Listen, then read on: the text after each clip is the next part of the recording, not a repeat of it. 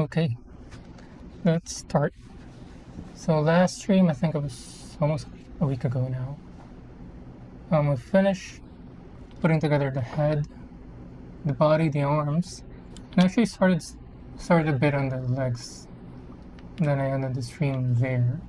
So we're gonna continue on to the legs, but yeah, since the last build, I'm still mesmerized by the quality of this high grade. Again, the last builds were the high grade wing and heavy arms, and there is a noticeable jump in quality, kind of all around. So far the build has been very enjoyable.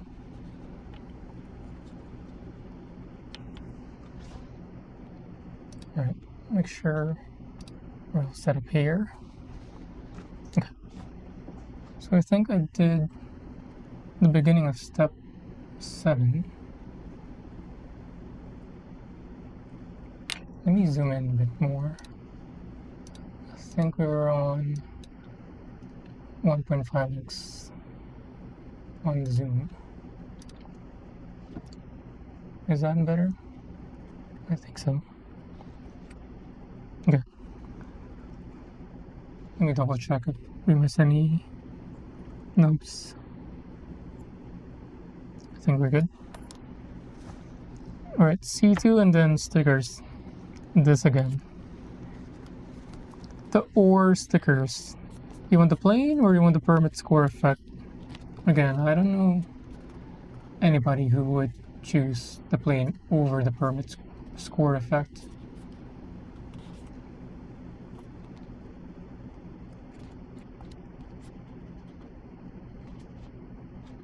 But I guess for those who are looking for a specific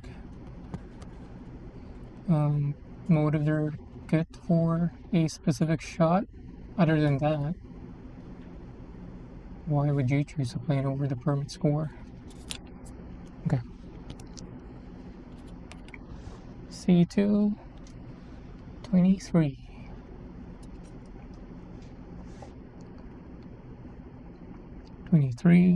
Where is it? This one. I think we can do cut hand on the 2 knobs, and then maybe display on one of the thicker knobs. So let's do that.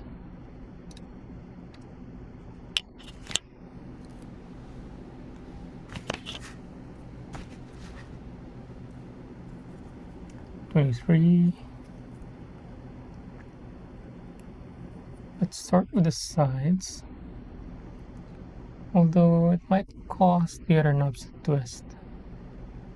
Maybe not that one. Let's do this one.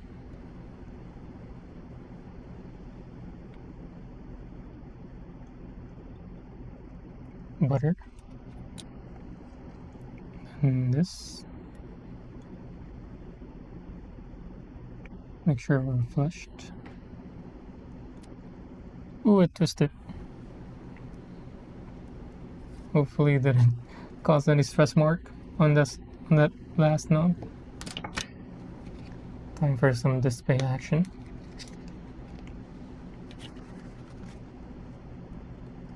Okay.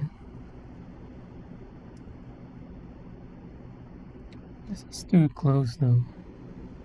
Maybe we'll start with cutting it away from the knob with our heavy duty one.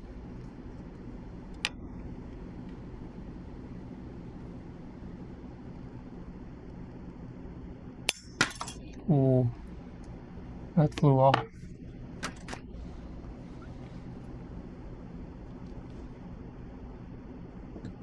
Let's put these away.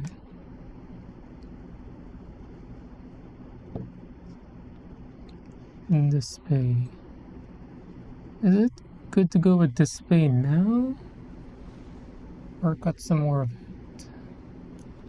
Maybe we'll cut some more of it.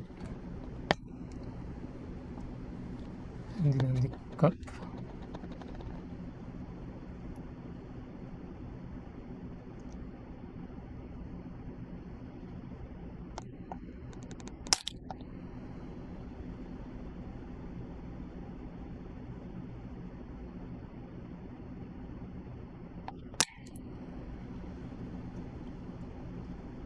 Did it bounce off the cut? Didn't see. That was a satisfying cut, but it looked like it destroyed the part of it, or the nub. Can't get it to focus. Huh. You guys see that? 12 o'clock. We'll see if we can clean that up nicely. Let's try it with the gut hand.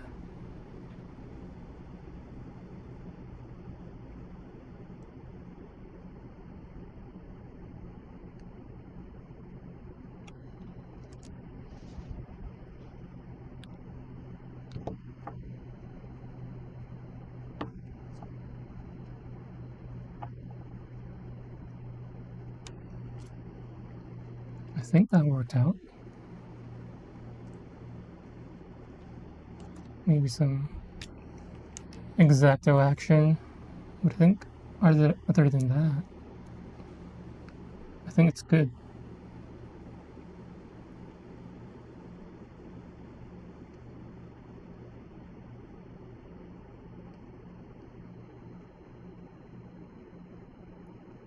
Checking with my nails.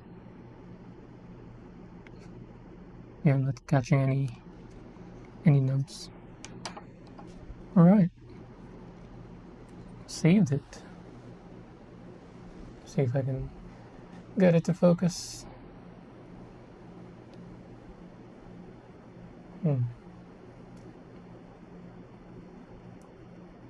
It's hard to make it. There we go.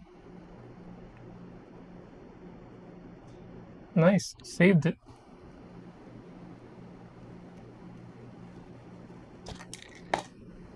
Okay. Now, the sticker. 16 or 15. So 16 is the permit score 1. And it's going to be applied. Orientation check. Oh. That's a weird spot for it. I'm going to read right now because I don't know how it's going to be assembled, but do I push it all the way inside the channel?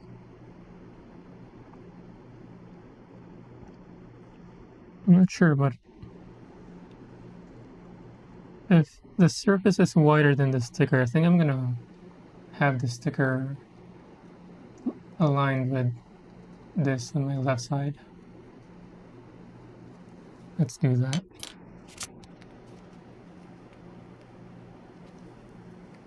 So 16 specifically, not 17. So this is 16, then 17. Oh, I see, because of this pattern right here. So it's not identical.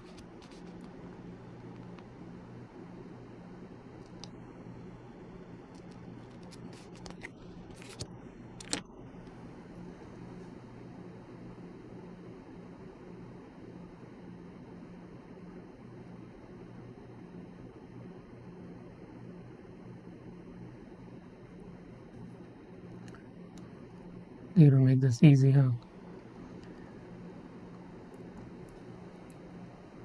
Will there ever be a time where it gets no longer use stickers?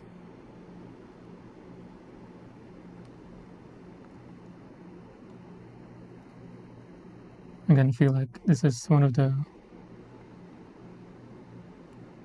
worst parts of the Gunpla experience, applying stickers. Don't get me wrong, they look amazing if done right, but the process of it is nerve-wracking and unenjoyable.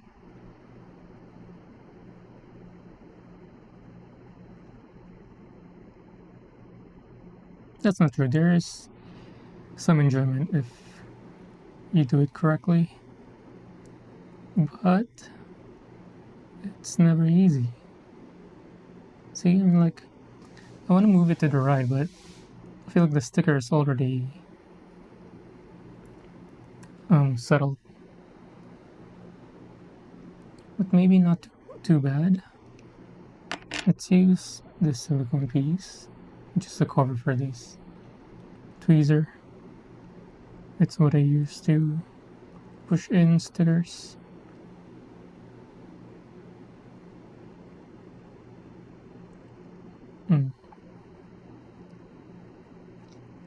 Is that good enough? Checking if there's some excess. Or not excess, some... what do you call that? Kind of misalignment. I think there is. I wonder if I can still take this off. Maybe not. I think we'll just have to live with this one. It's not bad, it's not perfect.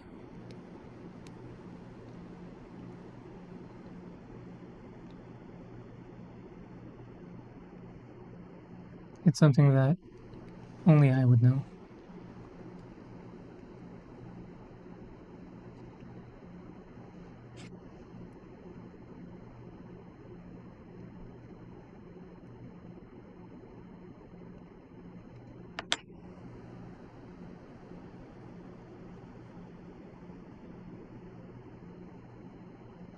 Okay. We'll make sure to do better on the other side of this. But again, not bad. It's not perfect. Focus. Oh, it's having a harder time focusing now. I was doing some testing on focusing earlier and it's working fine for me. Okay.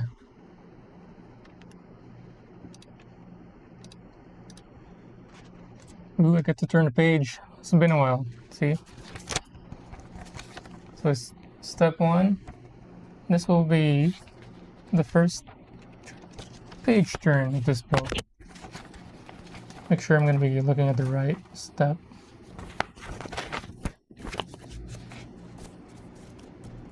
Do I need to zoom out so you guys can see? Oh, let me do this.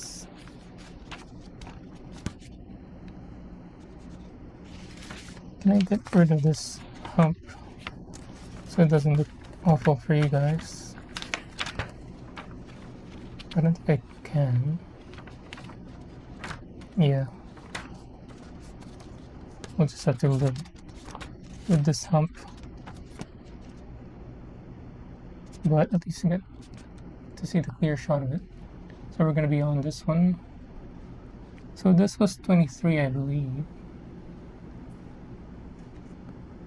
Now we need 8.4 C231. I'm assuming this is 23. It's not indicated here. So I think it is. Yep. Let's take out C231 first.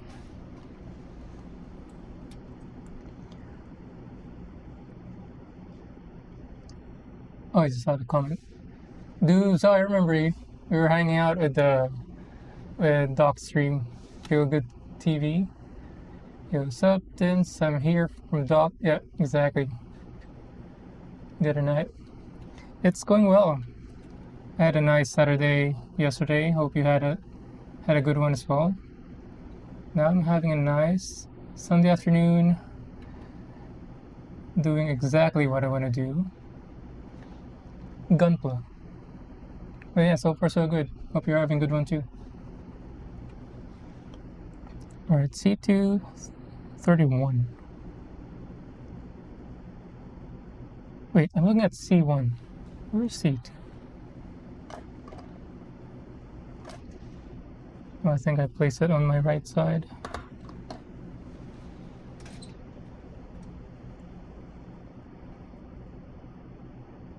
Yeah, I had such a good time with Doc Stream the other night.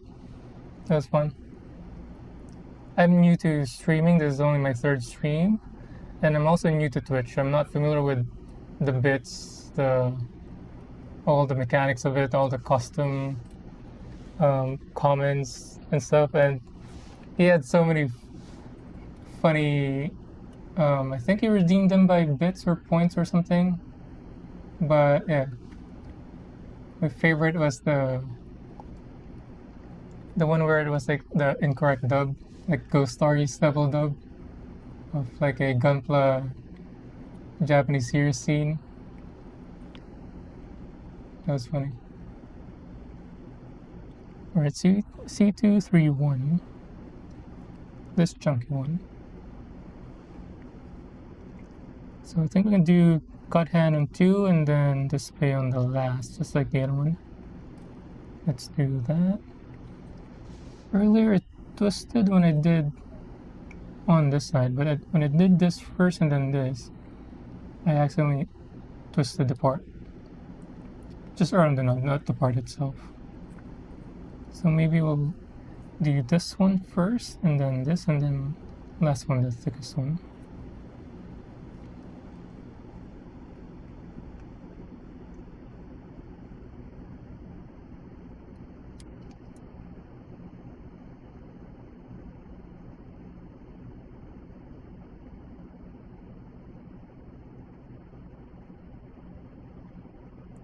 I wonder if I can get away with using the cut hand on this last one. Let's test it. I'm just gonna do it slowly in case I need to back out of it.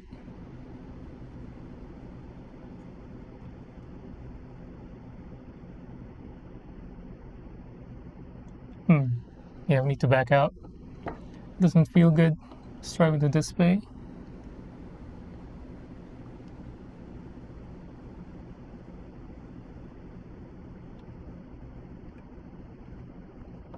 Nicely done.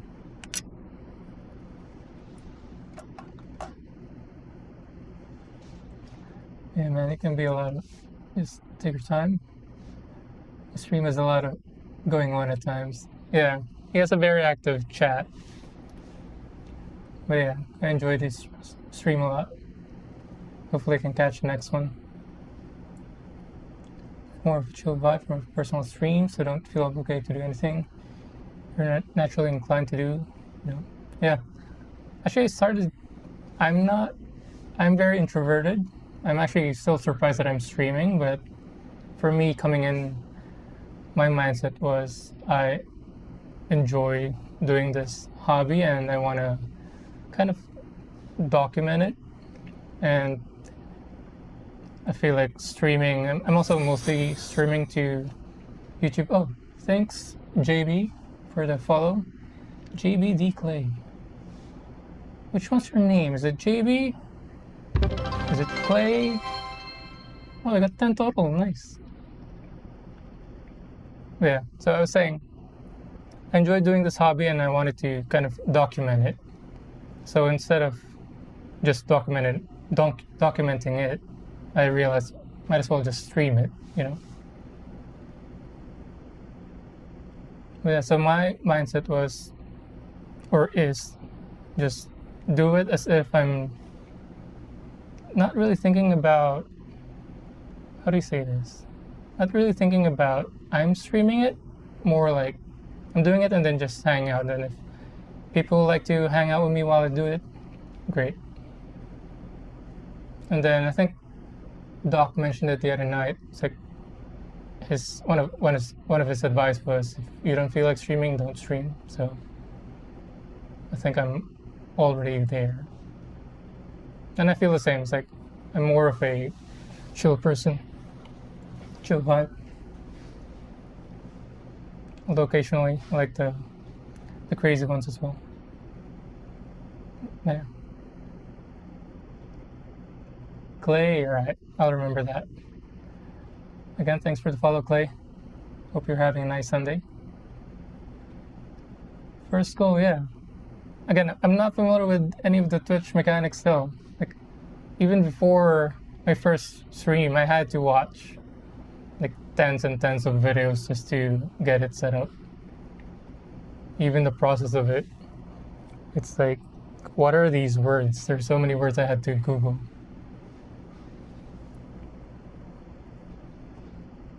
Alright, get back to it.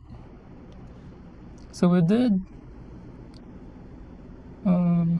what was the orientation? I think it was like this. God hand on these two, and then this in the last. So yeah. You can see the nub difference left over between the God hand and the display. Although given it's based on how chunky the nubs were from the runner. Clean up with the exact knife.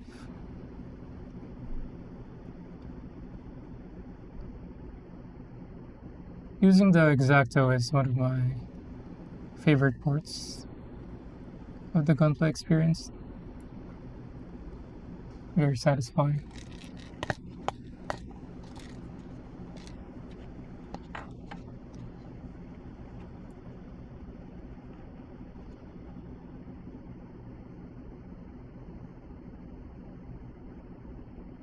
I also learned a lot from Docstream. Not just from him, but also from the other chatters. So far, from what I've seen, the Gunpla community is very nice. They're very generous with their knowledge.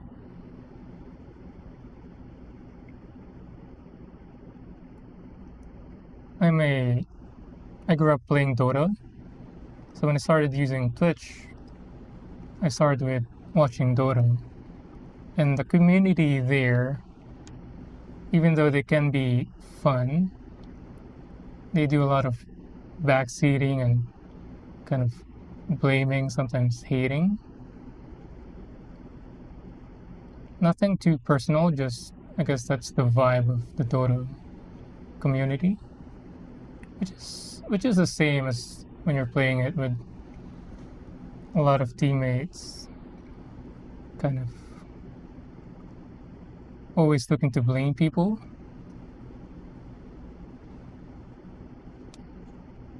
Compare that to the Gunpla community that I've seen so far. I've only caught a handful of streams, but so far it's a far cry from Dota. It's not even the same level.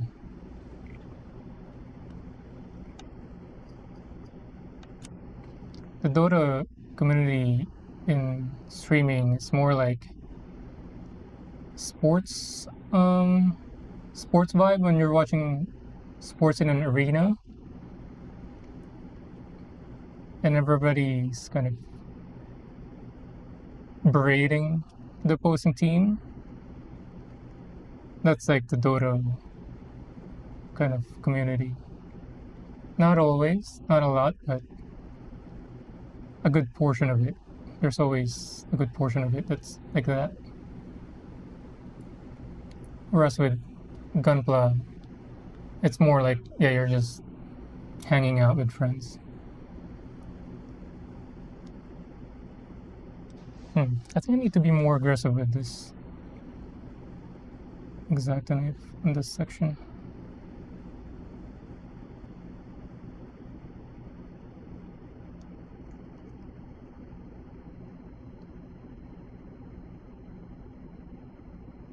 This is so relaxing.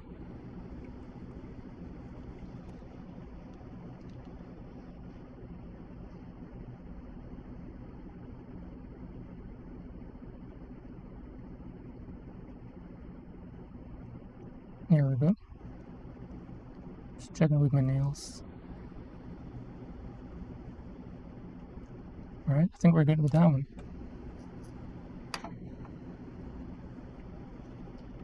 Let me check some comments.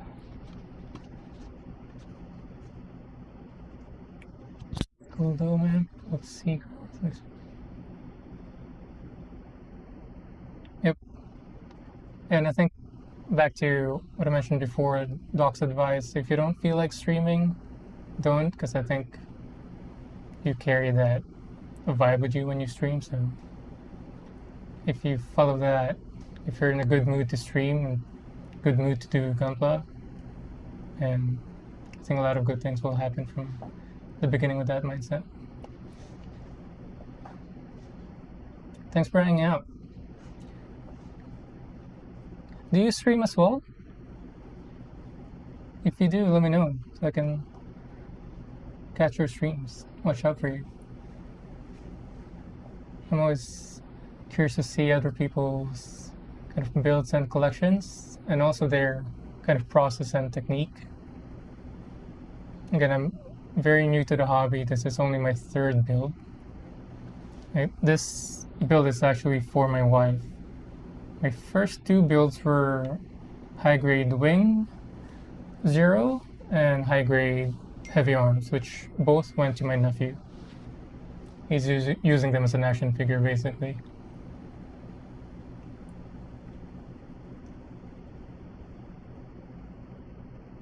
Oh, you did Carpla. I'm just getting back into it, and everyone's. So I think I mentioned it on Doc stream the other day. I bought a Tamiya 240Z, and I didn't know that it wasn't painted yet. And I'm not. I have no experience with painting Gunpla and any painting really. And from the videos that I've seen, you better have airbrush to do Carpla.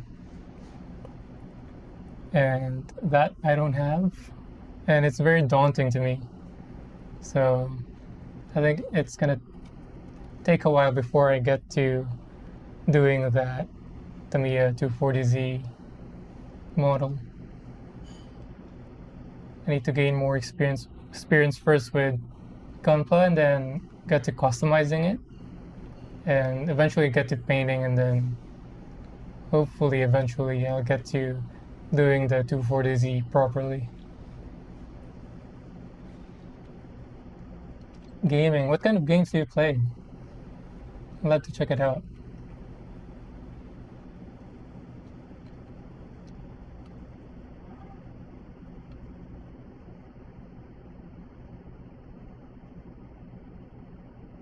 Really? Man, I have the 240Z in the garage. That's why I bought that kit. I actually bought. So, where is it? So my wife and I went to Japan last May. Yeah, last May, first time.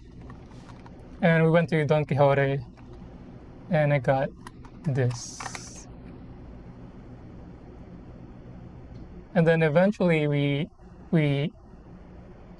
which one was it? I think this was in Shinjuku, Don Quixote. And then on the tail end of our trip, we went to Akihabara because we figured that's where we're going to be doing a lot of shopping. My wife likes the anime figures and stuff, and also some arts and crafts.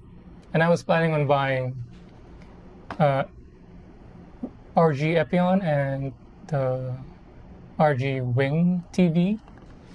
I couldn't find it, so the only ones I got from the Gunpla stores in Akihabara was the 240Z Tamiya 1/24th scale, I think.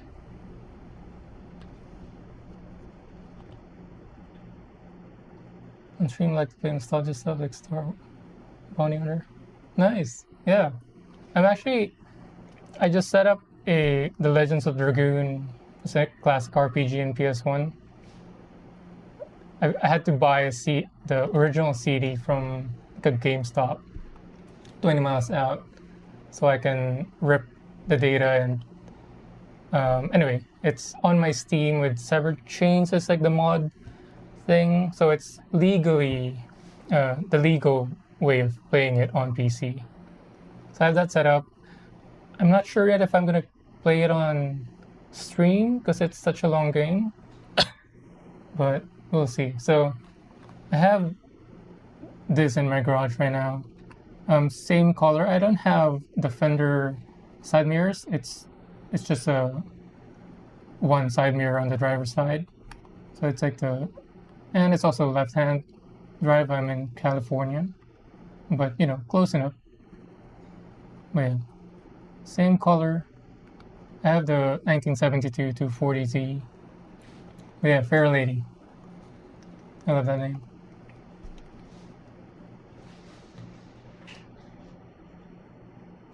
As my last car build was the Supra Mark II. Is that a Supra?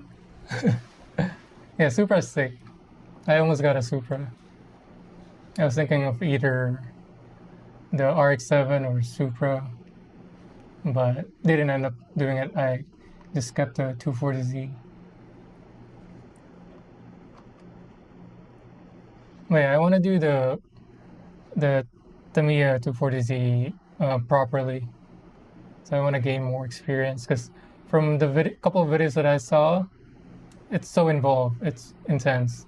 Aside from airbrushing, they're doing some gluing, some kind of customizing. They were cutting up runners, melting it, making it to be like a, what was it? It's like a piston part and some windshield wiper stuff. It's crazy. I'm assuming he was just going above and beyond in the normal build, but even just the normal process ones, airbrushing, kind of, and gluing, those makes me nervous. Again, because I'm a noob. So I'll get more experience, be more confident, gather some kind of necessary skills, and then I'll get to that 240Z someday. I was barely out of high school when I had my 240. It only lasted 2 years before I had to sell it, but it was fun. Yeah, it's a really fun car. So mine has a swapped out engine. I think I'm the second owner. So I got it already, most of it already checked out. I still had to do some of my own customization. I had to replace it with a 3-row radiator and some kind of automatic fans and some other stuff. But anyway, the engine is from a was it 260? No, 280. I think it was the engine from a 280Z. So it's still the same LS engine, but it was bored to 3.0. So, and also had replaced some components. Anyway, it's like basically a 300 horsepower on a barely 2,000-pound car. But it's a fun drive. You seem to like old cars, so I think you know what I'm talking about. You get to feel all the road basically when you're driving, all the vibrations.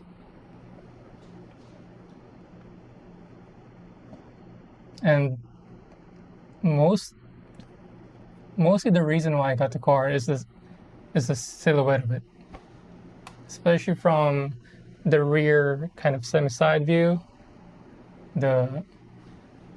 I guess the C-pillar kind of side. It's such a beauty. But yeah, what are the odds? We both had 240. Nice, man. Okay. 824. Is it this piece? Yeah, I think so. 824. Oh, it's a clear one. I have to be careful with this one. We'll use the heavy duty nipper first. We're never going to use the gut hand on the clear. That's what I learned before I bought the gut hand is never use it on clears, because it's gonna wreck the gut hand blade.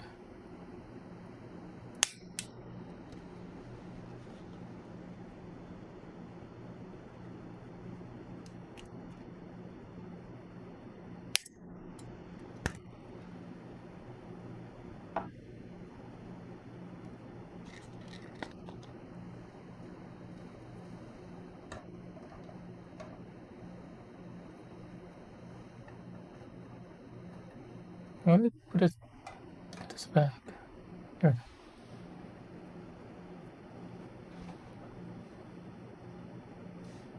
3000 GD. Dude, yeah, we have the same taste.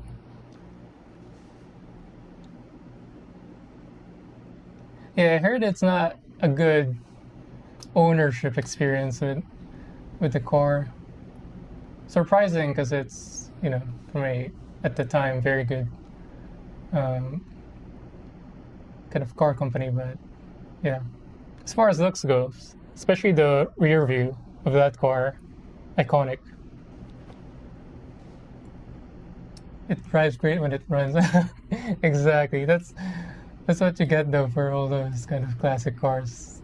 When it runs, it's the dream. But for most of the time, when it does run and you drive it, it brings up like an issue.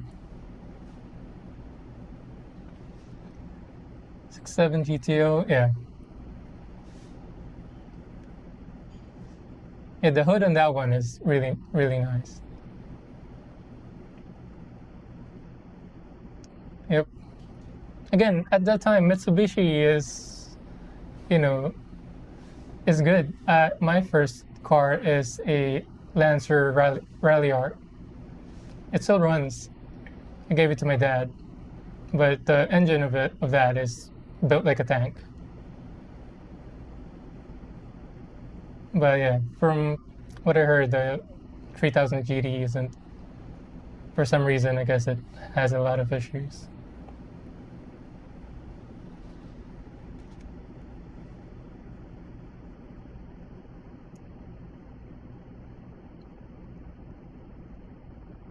What else? MR2, classic, iconic, one of the most beautiful car designs ever. But ownership-wise, famously terrible. There's even one version that kills people, the one where it, what was it? I think it has some issue with the rear axle and then it just spins you out of control if you accidentally give it a kick during a turn.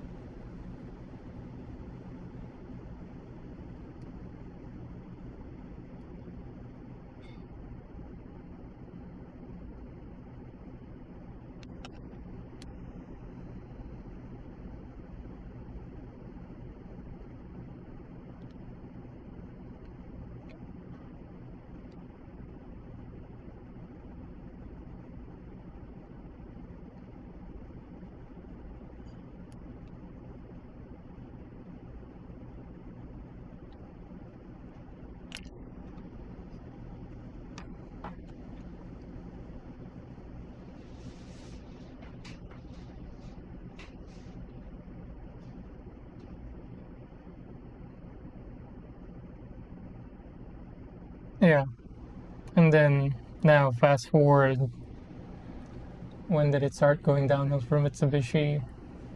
2010s, I think. And then they went bankrupt. I think they're merging with Honda now, but yeah. Even the Evo line, the beloved Evo line, eventually now, if you look it up, they're doing the Mustang. Oh yeah, ironic, huh?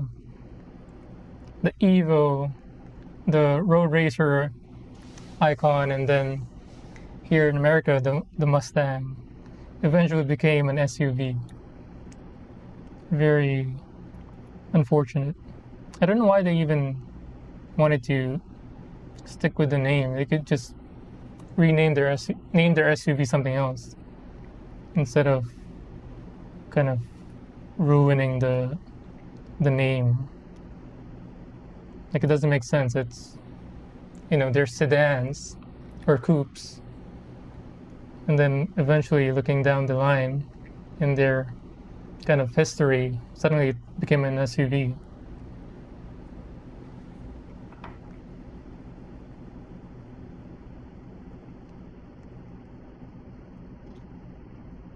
And this clear part is giving me a hard time.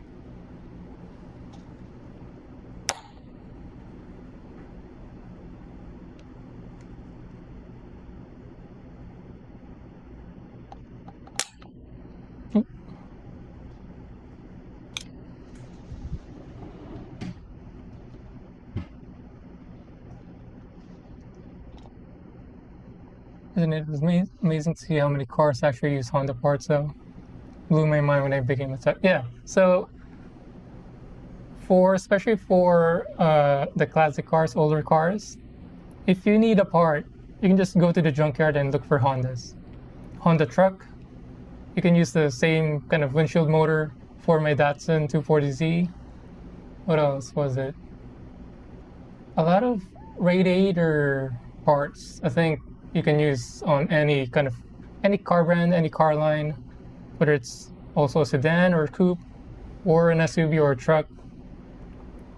But yeah, I don't know, is that on purpose for them? All those Japanese companies? Did they foresee what was gonna happen? All these kind of random parts being compatible with each other. An 06 Mustang GT, one of the last real muscle stuff. Yeah. 06, when did it design? So that's the bump with the hood. And this, is it the one with the spoiler that points down? Let me Google it. Points down on the side, I mean. 06 Mustang GT. Yeah, the one that points down. Nice. What color do you have it? Is it factory color or did you end up painting it something else?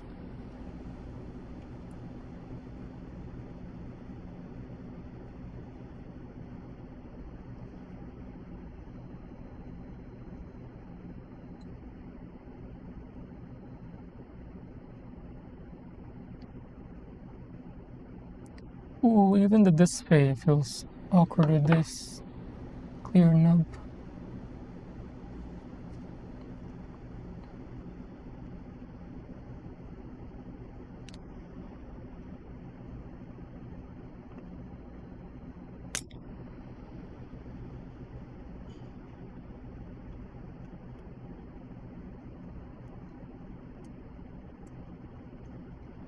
One of my coworkers from a previous company, he, by himself, resurrected was it a 68 Mustang? Was it 68 or 69? I think it was 68. So from the engine to the paint, he did by himself. I think it took him. He was already at it when I started working there. I think all in all it took him 4 years to finish.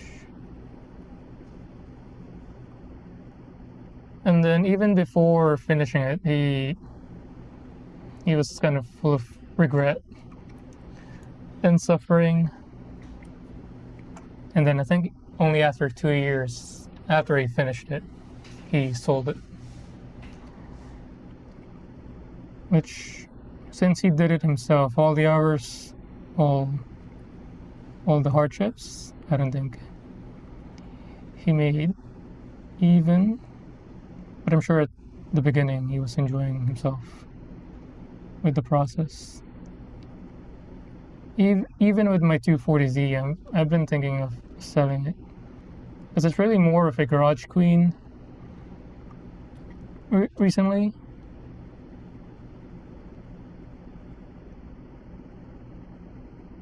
Because again, every time you drive it, it brings up an issue.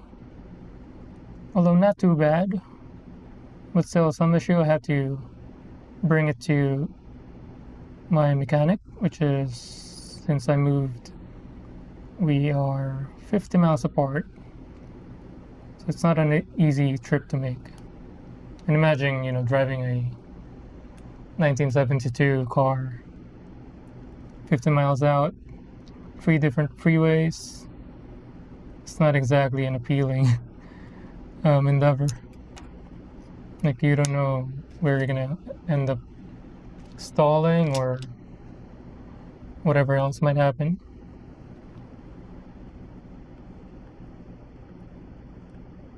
silver, I'm gonna wait to customize it to paint. I want to do custom body, 62 boss meets, modern kind of thing. I see. Do you plan on kind of redoing the interior as well, or just keeping it in stock?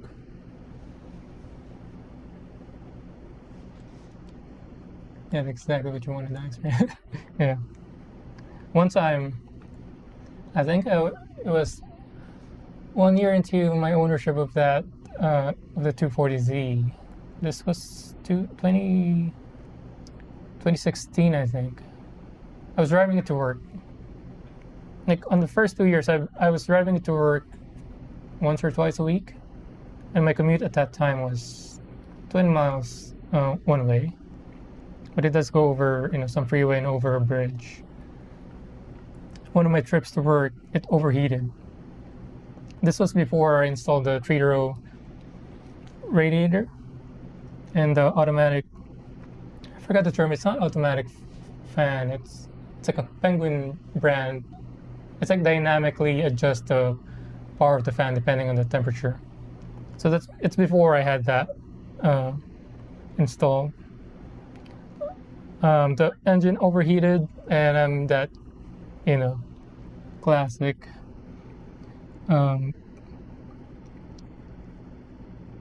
idiot guy driving an old car with smokes coming out of the hood, stranded on the side of the road.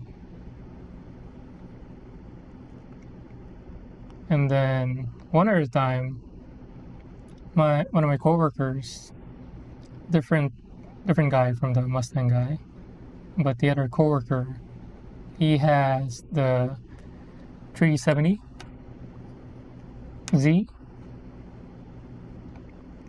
and then at the time I think I wasn't driving the 240Z as much to work anymore, and he was new at the time. And then at some point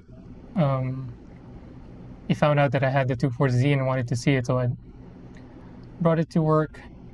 Then during lunchtime we had a trip. I was like asking him, yeah, you can drive the 240Z if you want.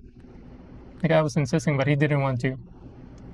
We just sat in the passenger. So we did some laps around the business park, and then after we ended the short trip, parked the car, coolant all over the parking lot from the car. Turns out, I think one of the coolant hose was so old, it just kind of sprayed open. Good thing it was a medical device company, startup, so we had a machine shop basically inside the office, so we had some tools. Then one of my coworkers was kind enough to go with me, a different coworker who has some familiarity with fixing up cars. So we went to, it was either O'Reilly's or AutoZone, so we just bought some generic coolant hose, radiator hose, just different sizes, and then maybe it took us an hour or two. We were able to band-aid it up good enough for me to drive it home. So yeah, like every time I drive that car, there's always something. Not true, not every time. I think ever since moving, I think it only gave me 2 problems for driving it. 2 out of maybe 10 the past 2 years.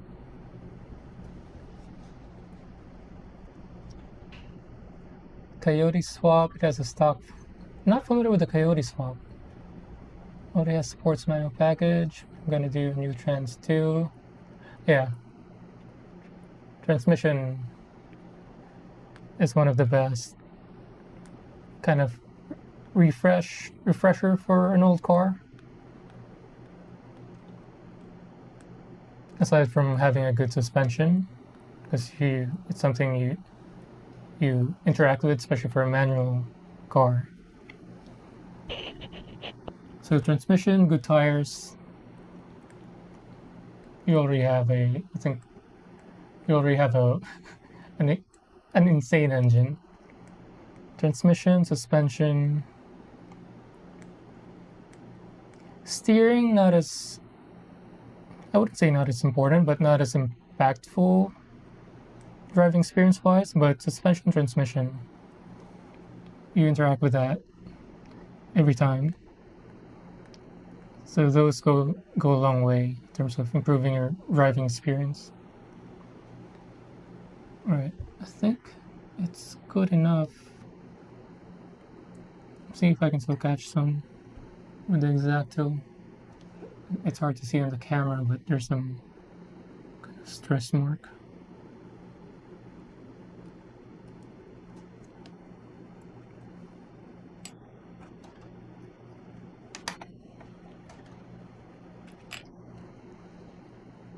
Alright, last knob on this piece. Man, clear parts are tough.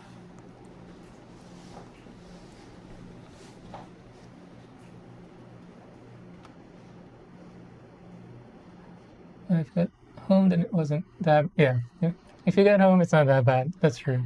I wasn't towed. I don't think I was ever towed. Yeah. When I bought it, I bought the 24Z in Sacramento. I was in the Bay Area at the time. That's when we had to tow it. It can be driven when I bought it, but it was such a long trip. I think it was more than an hour drive. You know, I didn't want to risk it. I just bought the thing. So what I ended up doing, I borrowed a truck from my coworker. We picked up a towing, what do you call that? It's like a towing platform. I rented it from, what's the moving company? The one where you can rent moving trucks? Anyway, I rented a towing platform and then ended up towing the 240Z home. Was it not Home Depot? Something. Let me just Google it. It's gonna bug me. Truck rental. U-Haul.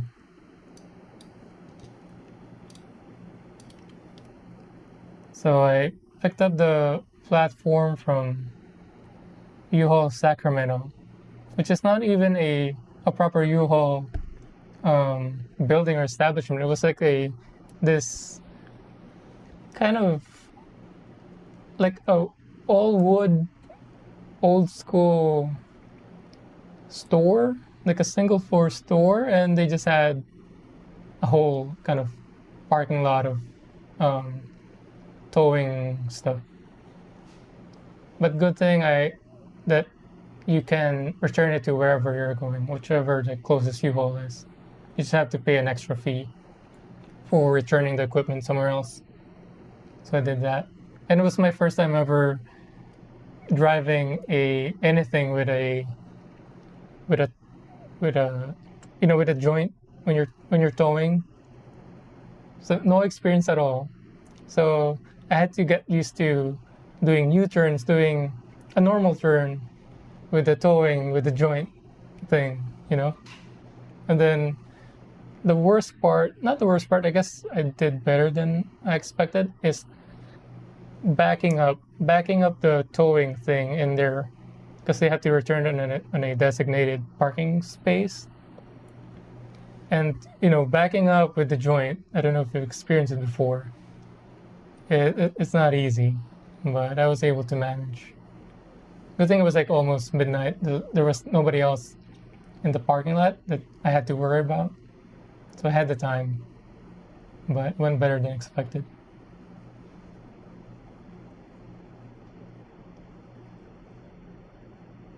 Yours is starting to slip and not even gonna do with fixing it. So my Mitsubishi was starting to slip on the flywheel as well. So I bought a nice flywheel for it. But yeah, it was not skipping, but you can feel it loose, and it was also making some noise. Was it making noise when it's neutral or when in gear? I can't remember. Maybe when it was in gear and when I was on stop. Yeah. Transmission. Very important. Coyote puts out 600 horsepower. How heavy is the Mustang, 62 Mustang? Or, no, you have 06 Mustang. How heavy is that? 3.5 K pounds? 3.8. Let's Google it. 06 Mustang weight. 3.3 to 3.6. That was close. But yeah, 600 horsepower is crazy. Launch that thing.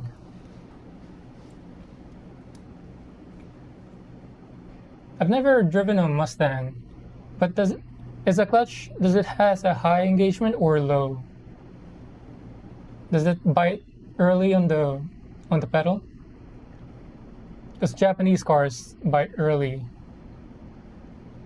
And then from my experience, I've driven a Ford, even the Volks, which is German, but they have a very low engagement on the clutch.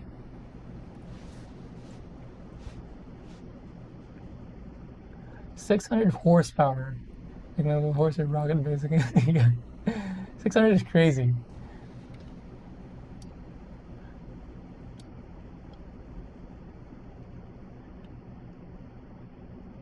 Not telling your insurance. 06. 06. I'm trying to guess how much your insurance is.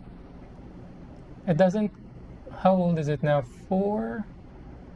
And then 15.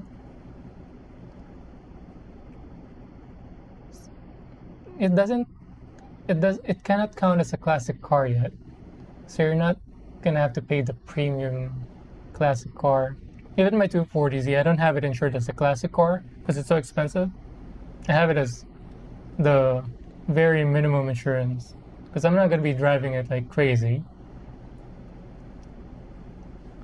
So I don't want to pay for, an insane insurance when it's really mostly just sitting in the garage. So 06 Mustang. I'm guessing you're in the maybe 80 a month range insurance wise, but if you declare it having a 600 horsepower,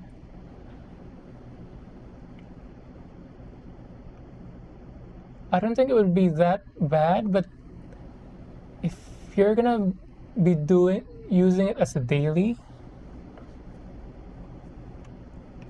and if you're gonna spend that much with doing all the swaps and the refresh on the parts with the transmission, maybe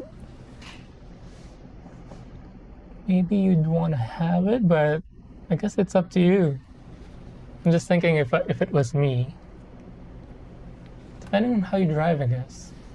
600. Where can you use most of it though?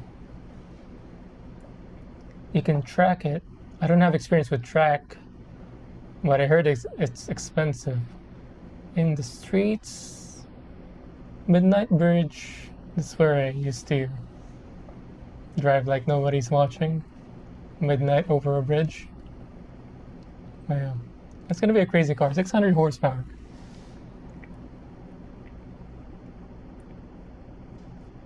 Even if the car is 3,500 pounds, 600 on it is still crazy. You're gonna feel it on your chest. U-Haul hitch saves lives. Yep.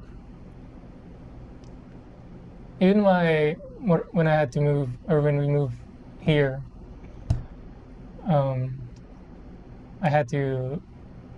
didn't drive it. I paid for delivery, but they use basically what a U-Haul hitch is for my motorcycle as well. Yep. It swings in reverse to where you're driving. What? Oh, you're talking about when backing out the U-Haul, sorry, bro. Yeah, I applaud tow truck drivers, or even just truck drivers in general. For work before, I had to set up some again medical device company, when we were doing some clinical trials. I was responsible for setting up our device because I was one of the people who's most familiar with it. And part of it is we were startup, maybe 50 employees at the time, so we had to wear all sorts of hats for work. Part of my responsibility at the time was delivering the device itself from hospital to hospital. So I had to drive rental trucks. I think I was doing either Penske or U-Haul. Even those, I had to drive a long truck one time. It didn't have a joint, but rear view mirrors, you don't have it for a truck of the hitch behind. You only get side mirrors. Backing out with just side mirrors is a nightmare. Especially some hospitals have very narrow docking driveway. It was a nightmare. And I'm amazed whenever I see truck drivers backing up like it's nothing. It's almost like they're like playing with, car toys, doing it by hand. That's how precise they look to me. Only about 3.5. Low engagement, check that. Yeah. Did I keep the Mitsubishi flywheel? I think I threw it out. Or maybe it's still here. Because I have some AC parts for 240Z. I was thinking of doing it at one time. I had to buy some parts from eBay. I still haven't done it because I'm still missing a lot of parts. But I think it's stored with the flywheel of the Mitsubishi. I remember. I literally punch my gears when I'm racing it. I'm assuming it has a long travel as well for the stick. You get charged as a race car. So wow. I'm not familiar with the pricing on that one, but I'm assuming it's more than the classic car price tag. In stock here, I'm paying $120. Only one accident from 10 years ago. Wow. $120 for 06, although, yeah, it's still a lot of money. But I guess you're paying for the type of car that it is.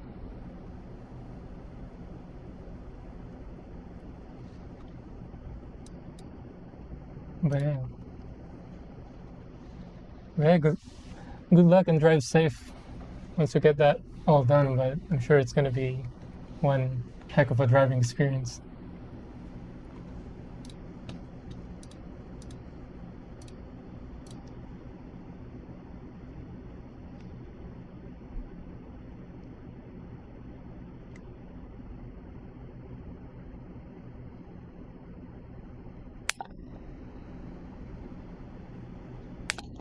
And clear parts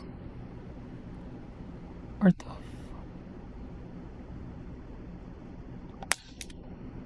You hear that? That's one hell of a snap.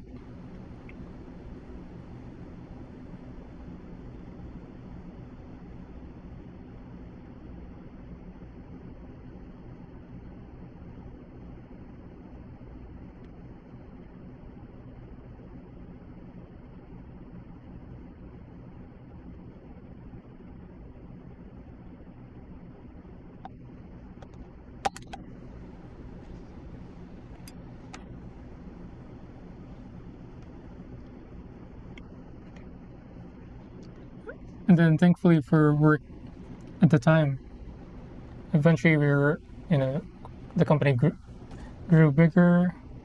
We were able to hire proper we have sales rep, and also, what did they call it at that time? Field support engineer, I think. And then after that, yeah, I didn't have to do the transferring of equipment anymore between hospitals. I just had to be there in the OR to make sure nothing goes wrong with the device, and if anything goes wrong, I'll fix it right away.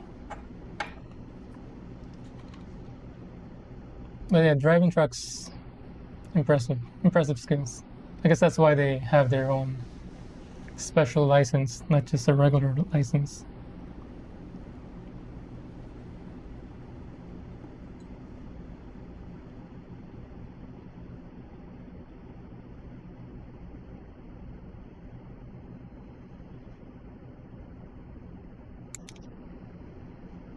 Yeah.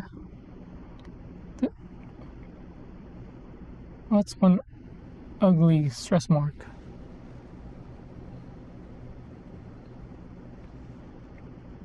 Hopefully it goes away.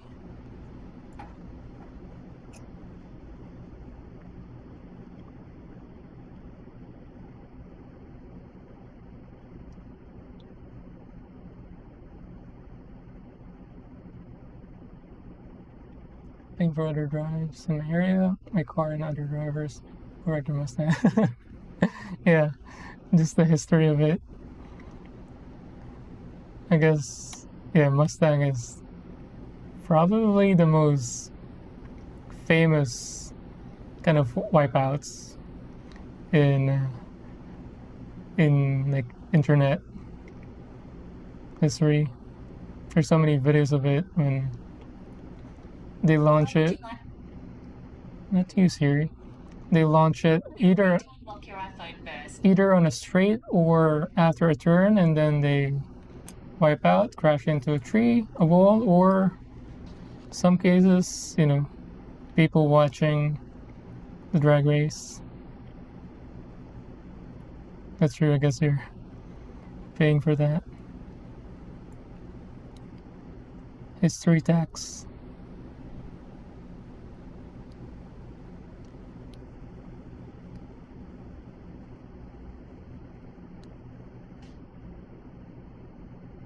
Oh, let me get the box of the Tamiya 240Z.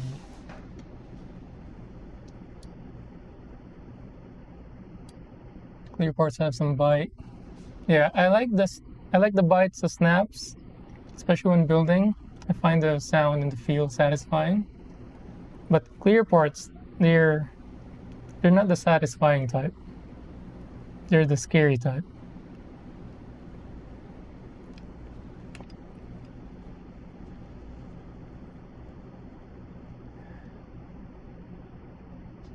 People just don't respect the core is a problem. Same thing with Dodge wipers. People severely underestimate the power. Yeah, that's true.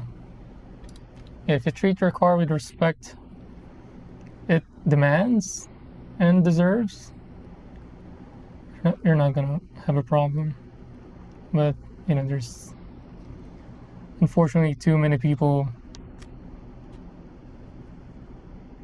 who either irresponsible or try to show off in a, I guess, inexperienced way. That's what happens.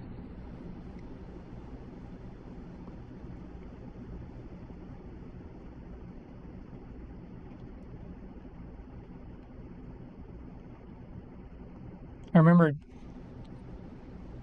when I first drove the Z to work, again, I had to hop onto 2 freeways and one over the bridge. One of the freeways, there's a lot of big trucks that goes here. I think it was 101. Although I'm not familiar. I don't know if you're familiar with the freeways here. Anyway, driving next to those trucks, because you're on the Z, I'm so low, even lower than the Rally Art Lancer. I'm below their big tires. I'm lower than their tires. I'm like in line with with the with their lug nuts, basically, and it's scary. I would literally get not hit but run over.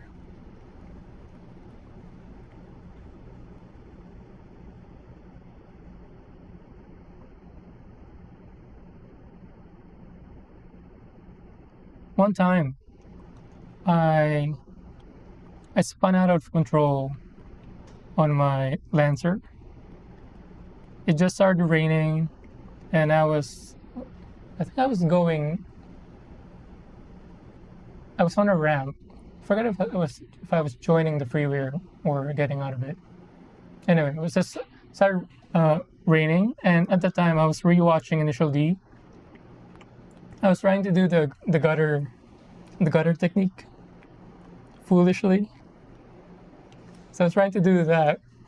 So I dipped my front right wheel on the gutter just to get a feel of it, and then it dropped, and I guess I don't know if the road was just too slippery or because I lost surface contact on one of the tires. I spun out of control. I was alone, obviously, on the ramp. I would not have done it if there was anybody around me, but I spun out 360. Good thing there's like a big space on the ramp. And then as I was spinning out of control, I guess everything was slow-mo to me because that was my first spin out, or first, even still now, my only incident on the road, because I like to think of myself as a responsible driver. I spun out, and as I was spinning out of control, again, for me it was slow motion. I can still remember it clearly. As I was still spinning out, I pressed on the Lancer, on the inside, there's like the hazard light spot, and it's big. You can Google it, check the dashboard. It's big, it's easy. So while I was spinning out, I just pressed the hazard when I was still in motion. Like everything was slow-mo. And I knew I messed up. And after I recovered, I was driving it. I guess I messed up the alignment on one of the axle because I was banking on one side. And also a light, one of the lights on the dashboard started blinking. I think it was either a check engine light or something else. But yeah, but I got it fixed up right away.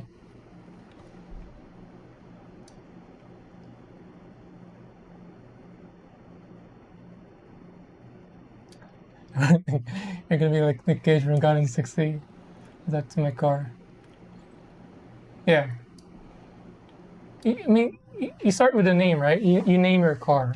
I named mine simply Blue because it's blue, but I call it Blue. Even my wife knows the car as Blue because I refer to it that way.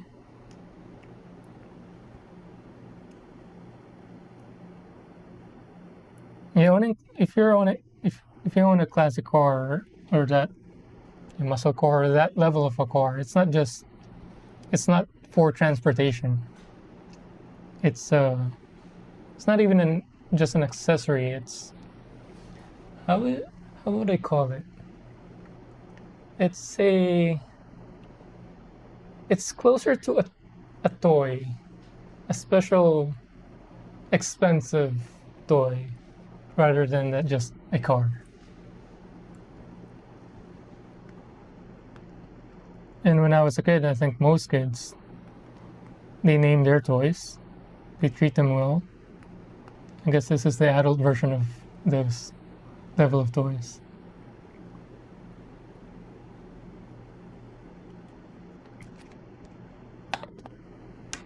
Like, every single one, every single scratch on your car, every single dent if they have it. Especially like if you like customizing cars, you know it in and out.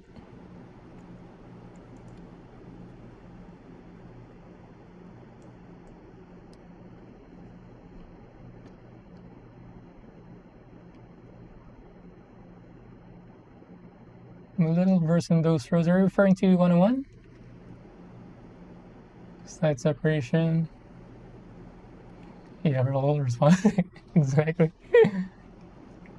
Responsible when someone's looking. Someone else is on the road, but you know, when everything clears out, nobody's there. No other cars, no police hanging out. That's when you can let out. Let the engine scream as they deserve to. If you paid for 600 horsepower, you're gonna use all 600 of it.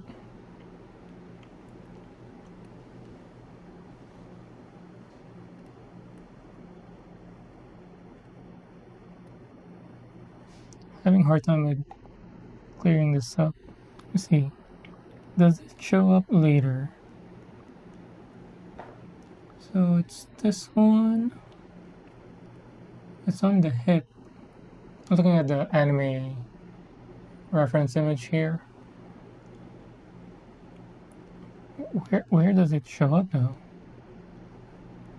I don't see a clear part there. Oh, it becomes right on the hip. But there's gonna be a permit score sticker on it. So that's where it is. So this thing doesn't even show up. So I guess I don't have to fuss about this one. It gets hidden inside the thigh. Alright, just need to make sure there's no bumps that might cause any fit issue. Alright, let me get the box for the 240 Zeta Mia.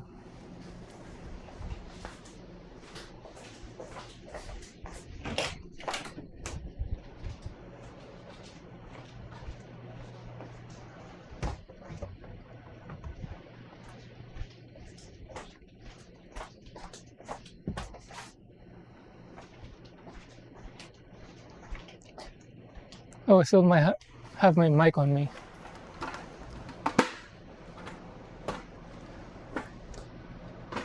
Let me know if you can still hear me.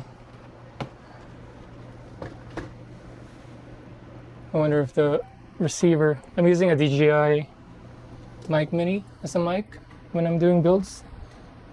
I do have a proper dynamic mic that I use for gaming, but I use this wireless mic for my desk view hobby stuff because I want to catch the sounds, the snaps and the cuts, all that.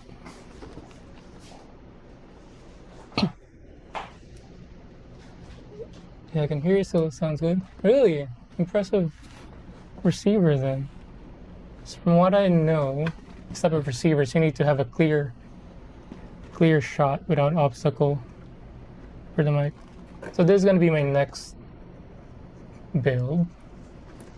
One of my favorites. I grew up with Gundam Wing. So I wanted to buy this in Japan back in May, but I couldn't find it along with the Epion. And then my wife and I were in Hobby Lobby. There was a 60% sale, and this was, so I got this at 60% sale. It was like $20-something from almost 50.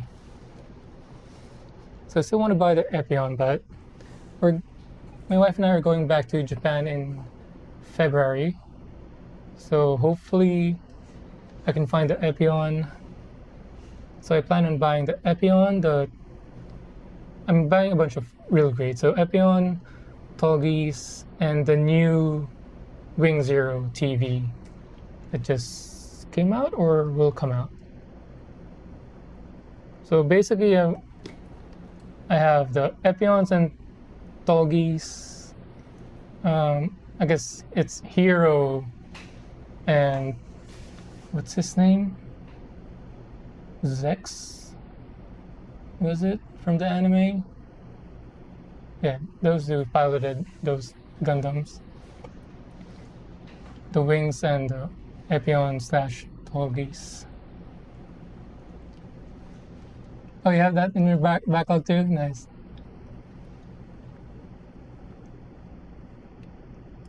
Hobby helps a lot because I don't have many choices around here. Yeah, me too. So, in Doc's stream the other night, like some people were saying they have Gundam kits in Michael's Target. The Michael's and Targets here don't have them. Only Hobby Lobby does. So here's a 240Z that I got from Akihabara. We were only able to visit maybe two buildings, I think, given each building has like 6 or 7 floors. Although not all of it are Gunpla, maybe 2 out of 2 in every building. So we weren't able to visit all the stores available to us. So maybe that's why I wasn't able to find any of the Wing or Epion or Tallgeese. But hopefully next time, no, I think next time, yeah. We're staying longer in Japan. So hopefully we get to spend more time in Akihabara to properly shop around and not be in a rush. Yeah, so this is the Tamiya 24Z that I got. Again, unfortunately, not painted as you're familiar with. But yeah.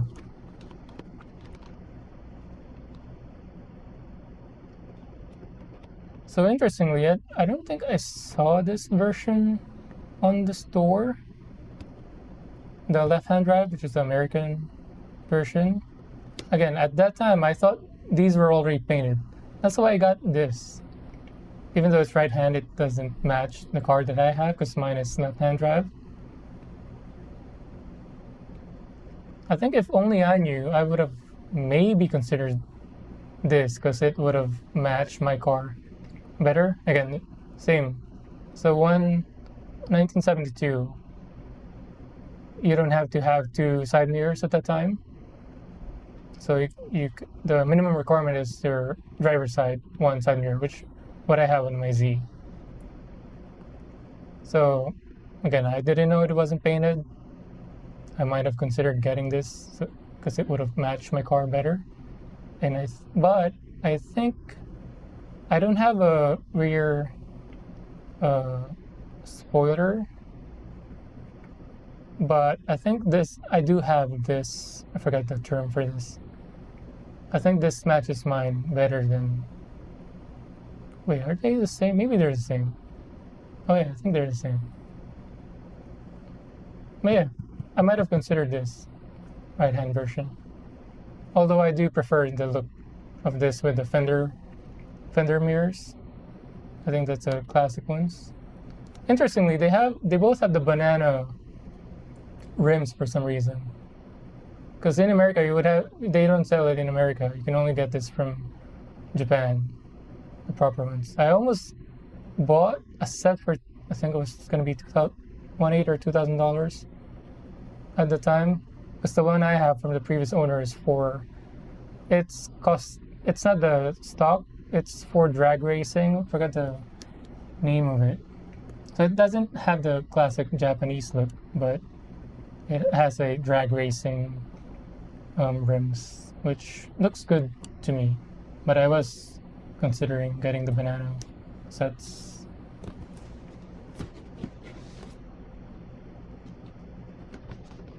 So you mostly buy online. Where do you buy online? Because whenever I look around, it's always Amazon that's the cheapest for some reason. I know there's like a Gundam USA, was it? And is it Gundam Planet? Something? But I always end up kind of looking at Amazon because they have the cheapest price sometimes. I've never bought one online yet. Any Gundam kits because I want the experience of seeing it on the shelf and picking it up myself. That's why I've always hold off on buying online.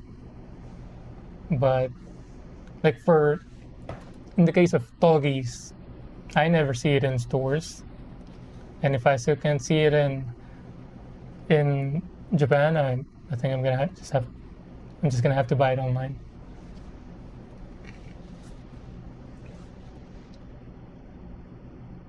Front lip bumper, yeah.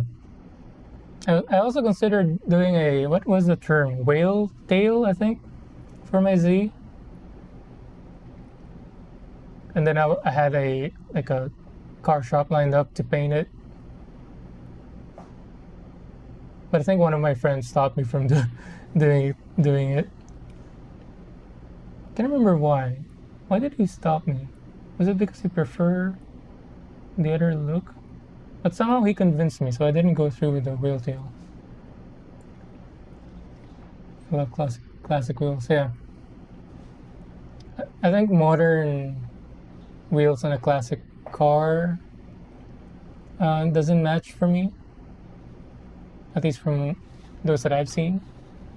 Somehow, I guess because I'm familiar with them, it disconnects. It's a disconnect for me. Like modern wheels on a classic car. Sadly, yeah, that's usually the cheapest way to go. Yeah. Amazon's like eBay, essentially. It's mostly small businesses selling through Amazon, so I didn't feel too bad about it. Oh, I see. For the real great Toggies, because again, I grew up with the anime, the Wing anime.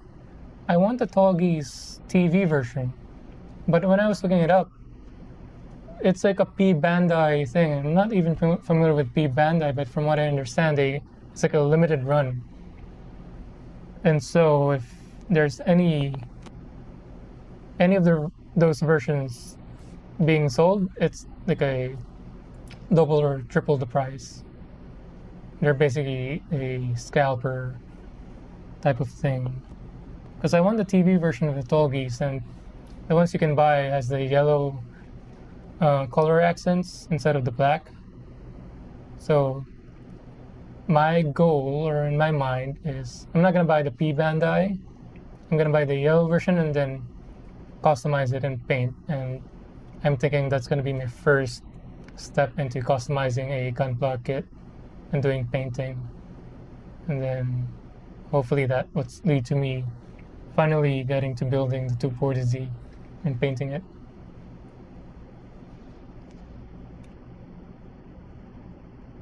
Okay, so I think we can get to building now. Can you put away this image for now?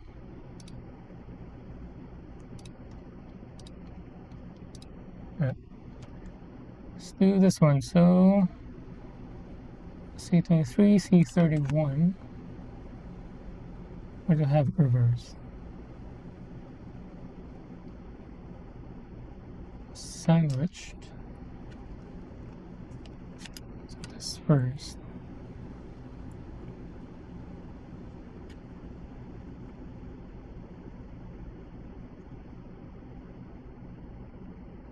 Wait, what? Oh, there's like a rectangular pocket for it. Is there a snap? No snap. Unfortunate, no snap.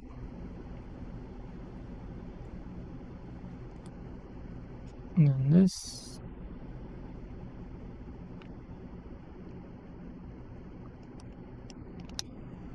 Ooh. That's satisfying. And finally the other side. Let's see if it has a good snap. Nope. It's a good squeeze. Nice, so yeah. The nub, the stress mark that I was fussing about earlier, doesn't even show up. And my slightly misaligned sticker doesn't show up either. Happy. Cool.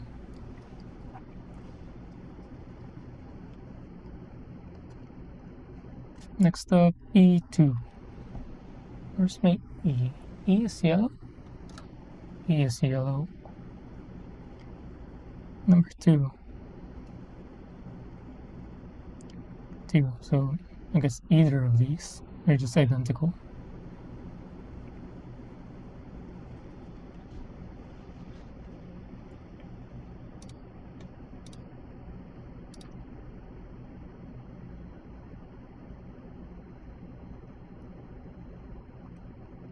So you mentioned you started CarPlay with 240Z and then I think you've done Supra.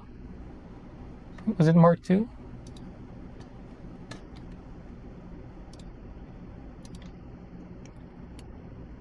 What other CarPlay have you done? And do they differ in difficulty or they're all kind of the same level? Because from the videos I saw with the 240Z, it seems like they're just building a real car, process-wise. Even down to the painting, they had to do multiple coats, do some buffing, waxing.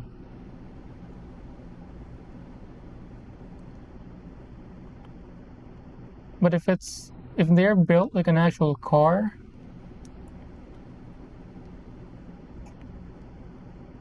I'm guessing the American brands are maybe a little more difficult to put together. Or are they easier because they have bigger parts? Except for the German cars, because German cars are famously over-engineered. Too many parts. We'll do cut hand and tune-ups and maybe display on the thickest one.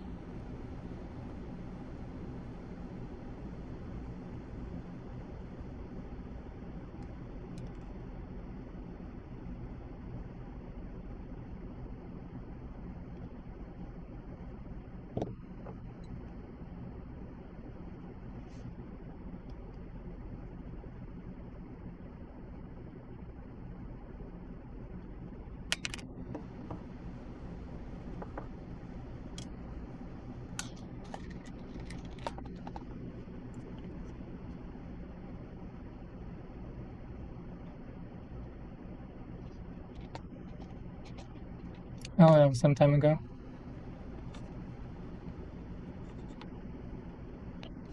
Still, it's pretty impressive. Because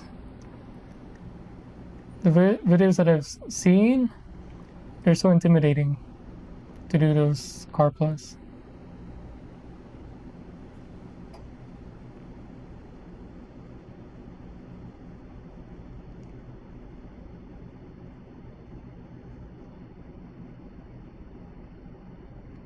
What is this yellow part?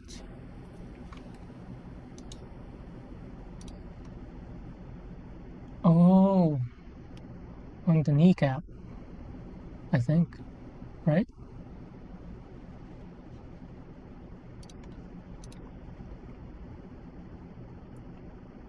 And again, it doesn't seem like it's gonna show on the model, so we just have to make sure that there's no embossed surfaces, no nubs sticking out. Doesn't have to be, so we don't have to worry about stress marks basically. Let's make sure nothing messes up with the fit.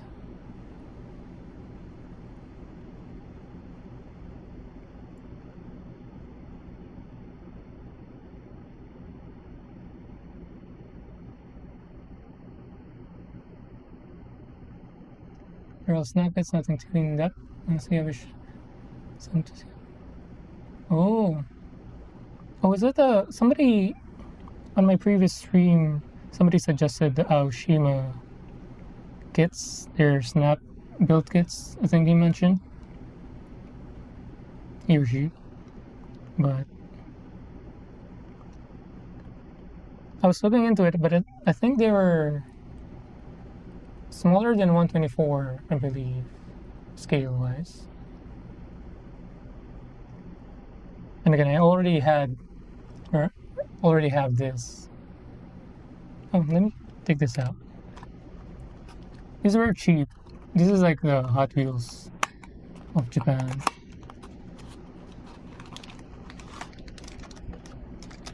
But it looks so good. And I don't plan on, you know, making this run. But the wheels are butter.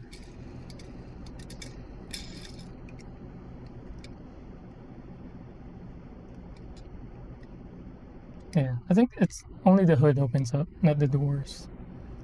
You can see the LS engine there, the straight six.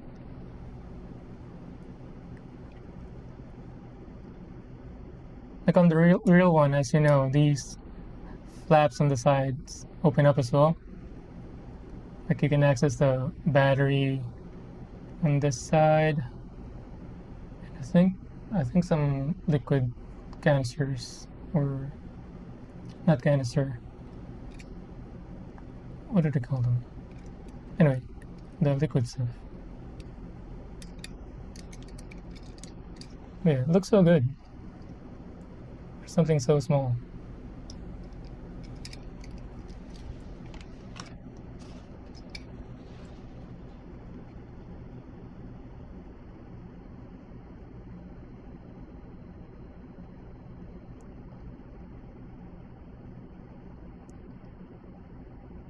So when I got that car, I was younger. This was 10 years ago almost. You know, as many, I assume many guys, younger guys, they're getting car expecting to pull all the chicks, you know, driving a nice car with a crazy sounding engine, expecting just girls to flock around or flock to you. Nope, not the case. I'm sure you've experienced it as well, having the Z3000 GD, the Mustang. No girls, only guys. Guys will give you a thumbs up, or just say, you know, the nods, especially on the road. Like people would roll down the windows, like, nice car. Never girls, it's all dudes. Because I guess mostly dudes appreciate those cars. So yeah, no appreciation whatsoever from the chicks that I was expecting. Just dudes.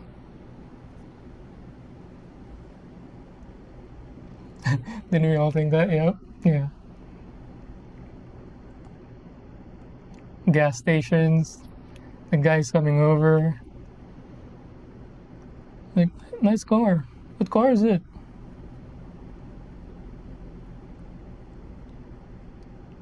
What horsepower? How many horsepowers are we pulling this one?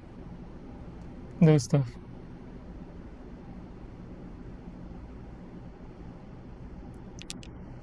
At the time when I first got it, I couldn't park it inside the garage, like now.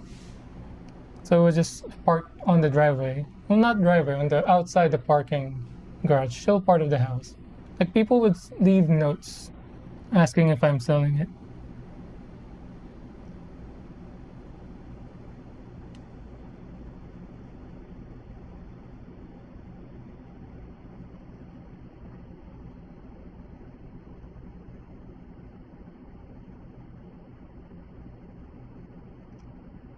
But since they don't know what's inside, they don't know what kind of parts work that's been done, they're always surprised by how much the car would be if I was selling it.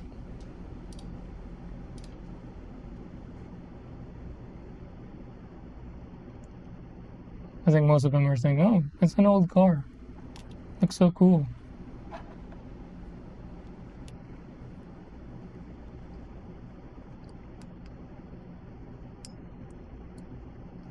I think they were expecting an old car price, not a restored car price.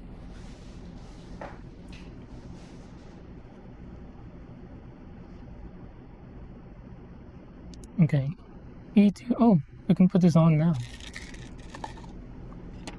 let's see. This orientation and then here. So that hole goes into the female pocket on the LPs. I hope it lines up itself, because I don't know how I can line it up blindly.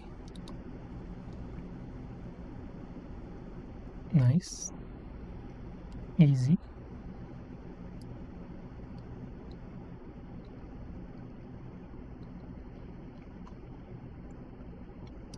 On the image, I guess this is where panel lining would come in handy and would make this look so much better. See in the image here, there's a clear distinction between each groove on the yellow piece. Yeah. I want to do panel lining, just not, I don't have it yet. Because I was thinking of starting panel lining with my next build, the real grade wing TV. But should I start panel lining with this after it's assembled? I guess I'll have to ask my wife if she wants panel lines. Because again, this is for my wife. We didn't even know about the Witch from Mercury when we bought this. She just liked the box art. This box art. And then we watched the anime, because I wanted to know about it before I built it. We enjoyed the anime. Although there was a lot of convoluted plot twists towards the end. But overall, still good, enjoyable.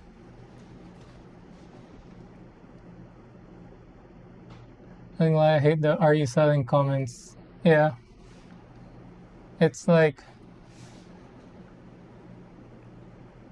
I guess because I had it parked outside, but I think once when I was filling up gas, yeah, somebody walked and asked if I was selling it. It's one of those, like, I'm not selling it. Haven't panel lined yet either, but soon. Do you have a kit that you're thinking of panel lining for the first time? I've heard some kits it's better to do before you build, and some it's fine to do after.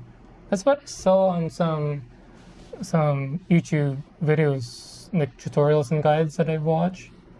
Like, some do it while it was still on the runner. Like, they were dropping the chemical on the runner. Some were doing it, I think, after assembly. But few people mentioned that you shouldn't do panel lining when the part is stressed, because it's going to be more prone to crack. So I guess if my wife tells me to panel line this, I would have to disassemble it to do panel lining, just to be safe. Make sure I don't crack any of the parts.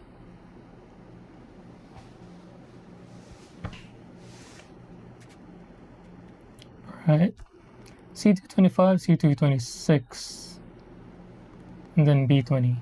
Let's do B20 first.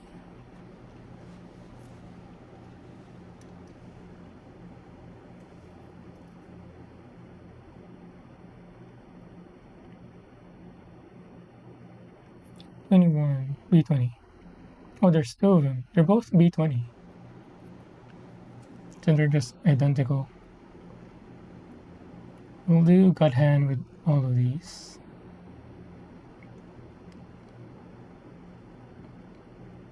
I do it because I know gray parts are soft.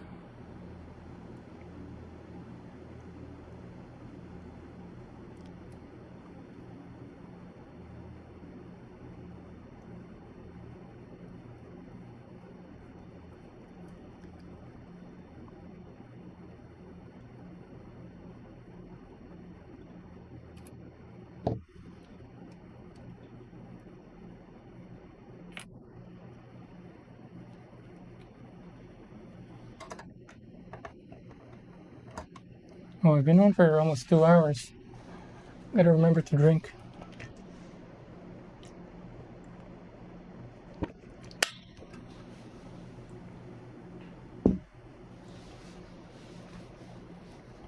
Might not have to disassemble completely, but like you have it now. Oh, like this, I guess for these, just pop out the arms. Like this level of assembly would be fine.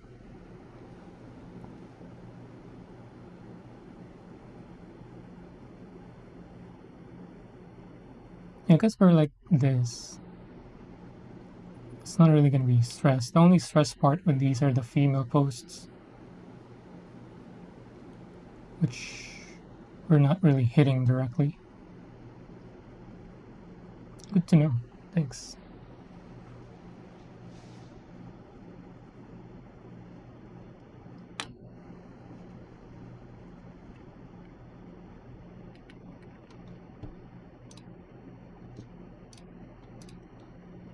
Okay, cleanup time.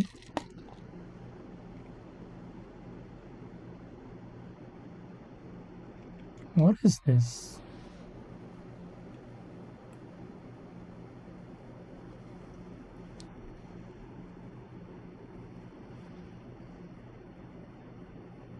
Okay.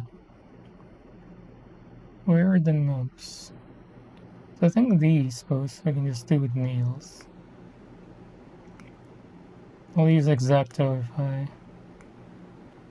can get it. Yeah. So chunky.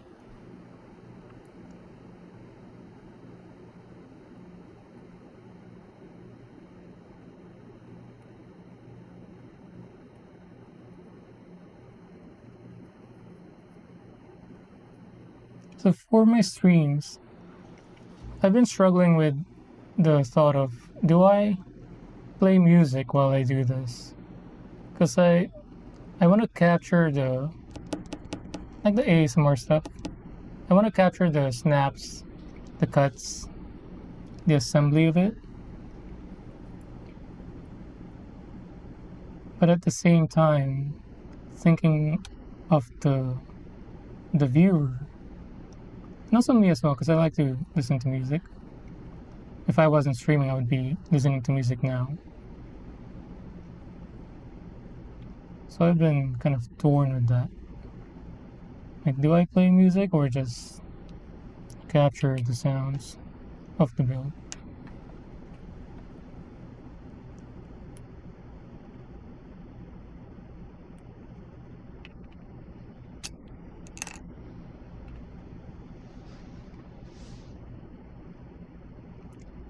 So I got this chisel type X-Acto. So I've been using this for the first time for this build. I think I used it only a few times so far. I'm so glad I got this, because I struggle with these type of nubs with the regular X-Acto. Because what happens is, when I try to get at it, the X-Acto would sometimes cut the surrounding surface as well. But with these, I can be more precise and not worry about catching unnecessary stuff. I hope you guys can see that.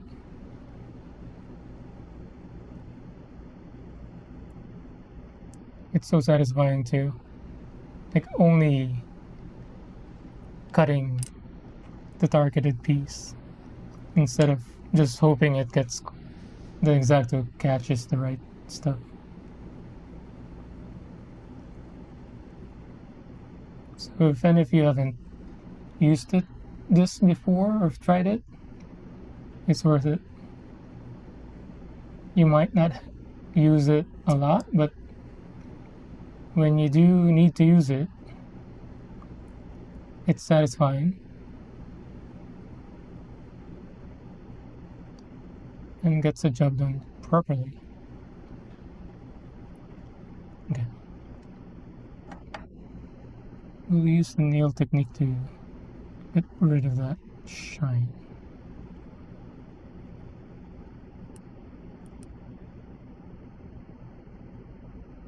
In case you guys haven't noticed yet, I don't do sanding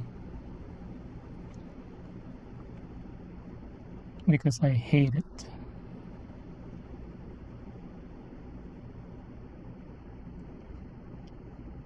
Some part of sanding is satisfying, but the mess that it creates, I don't like.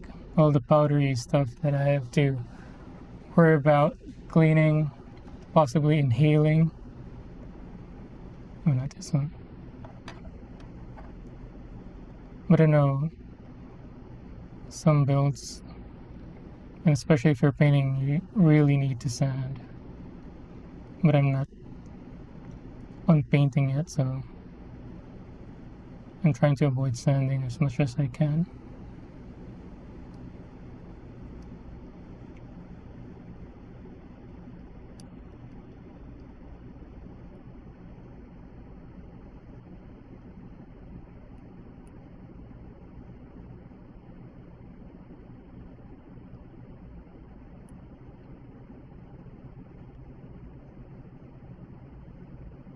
Play music.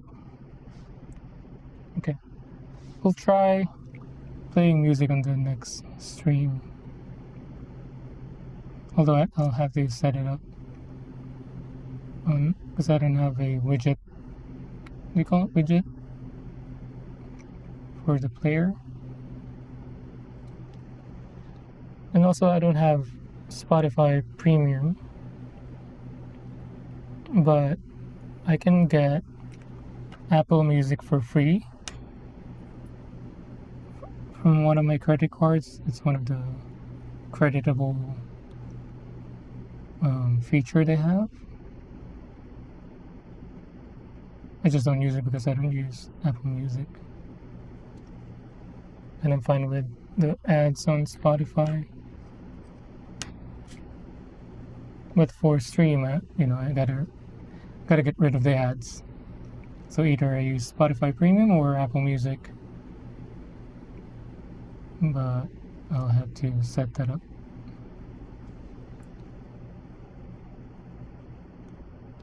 Either on the next stream or maybe on the next build, just to make it consistent.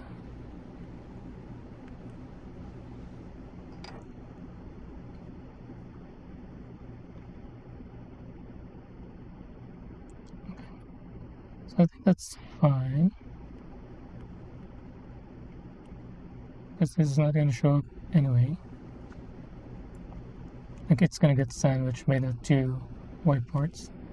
So making sure there's no excess nubs sticking out.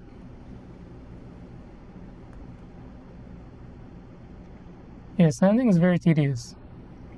Like you have to use at least 2 levels of sanding sticks or any whatever sanding material you have to use, and then the microplastics of it all. Alright, so that's B20. We're gonna need C2, 25, and 26. C2, 24, 26, 25. So 25 and 26. We'll do 25 first. So I'm going to do God Hand on one and then display on the other two.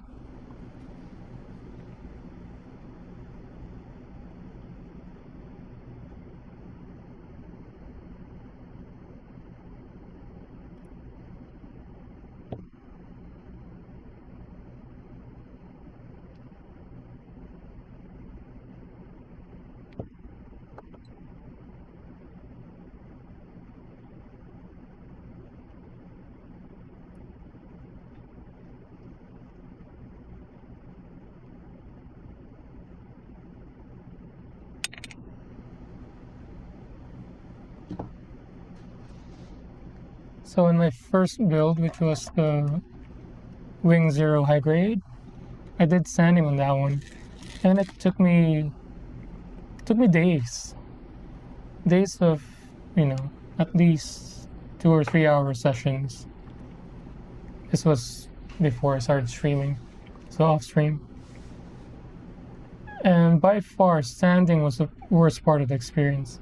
So in my second build, the high grade heavy arms, I didn't sand, and I had such a better time with my second build. Even though I like wing better, the build experience with the heavy arms without sanding was so much more pleasant.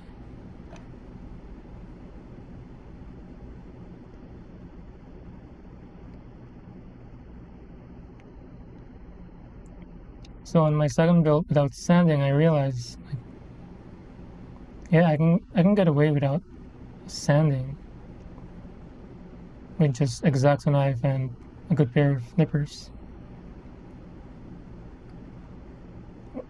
Especially in my first build, I didn't have a nice nipper. I didn't have a display yet. I only had this, now my heavy duty nipper, but at the time it was my only nipper. This came from a cheapo Amazon beginner kit.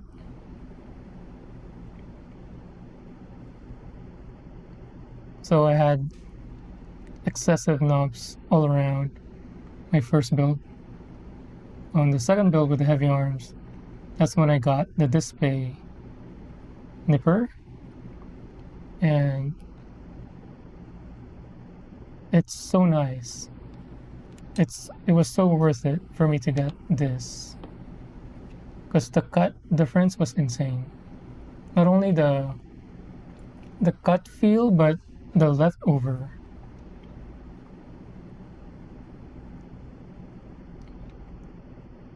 I can get away, like, here now, and get away with just cleaning it up with an X-Acto knife instead of having to sand.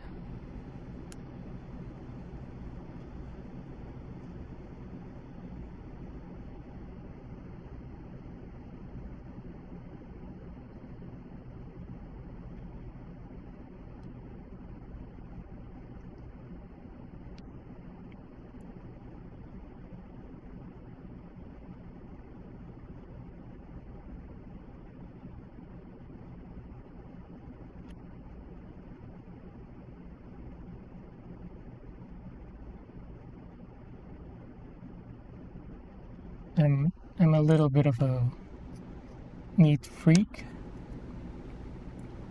so the sanding gives me a bit of a paranoia with the dust, plastic dust, micro plastic stuff.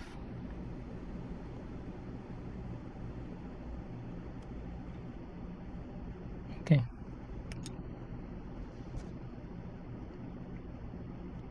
Next up, C226. C226.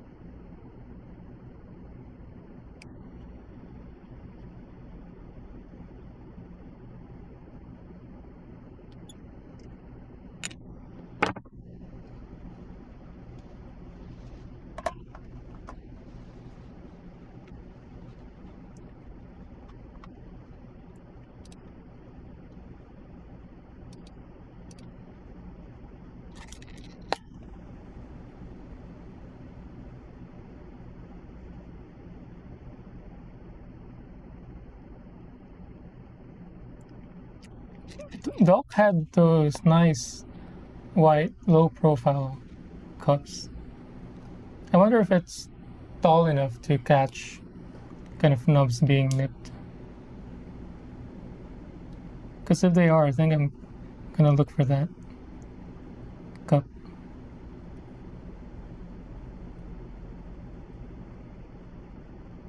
I just, got this cup from my wife. I think she uses these for her arts and crafts.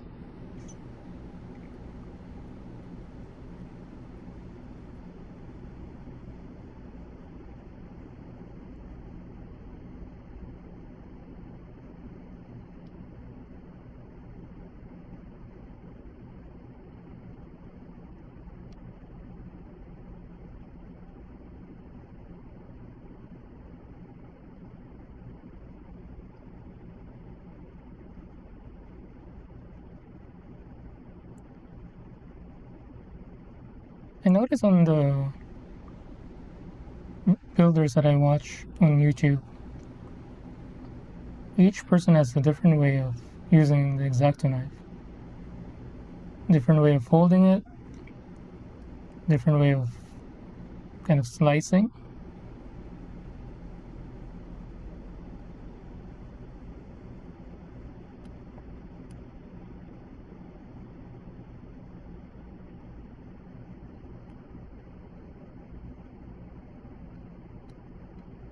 Like, I don't really see anyone, even with those, because I watch those Gunpla beginner guide videos.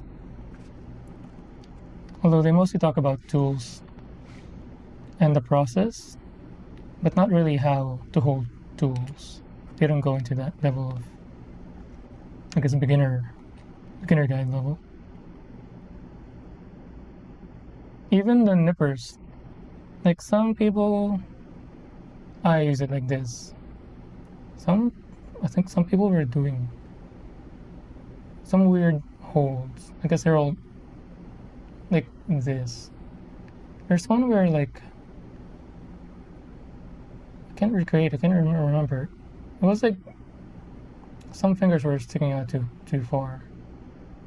I guess they get a better control with that.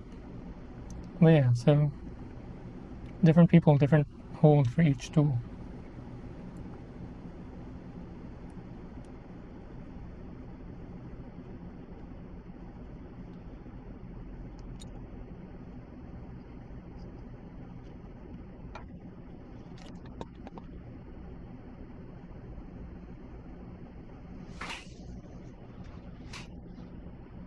And mostly it's all about whatever's most comfortable to you, yeah. Comfortable and also the control. Alright. Let's double check. Make sure I didn't miss any nubs.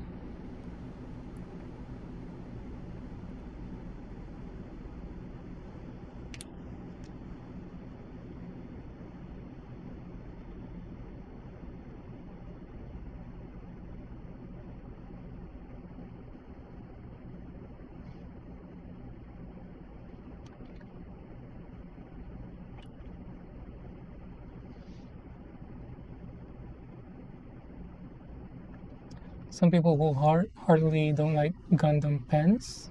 Some people live by them. What are Gundam pens? For panel lining or like X-Acto knife pen?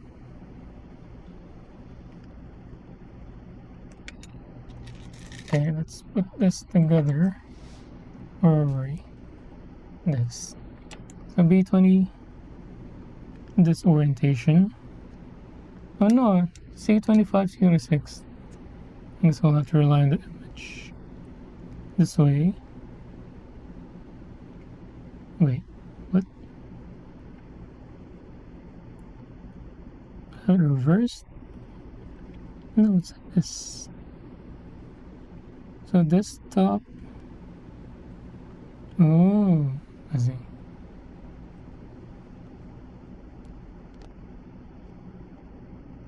Just squeeze, no snaps.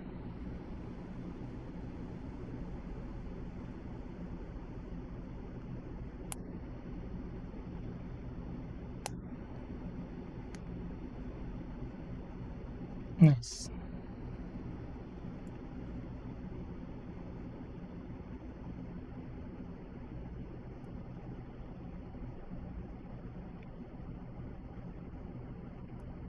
And if this high grade looks this good, I can't wait for my first real grade build.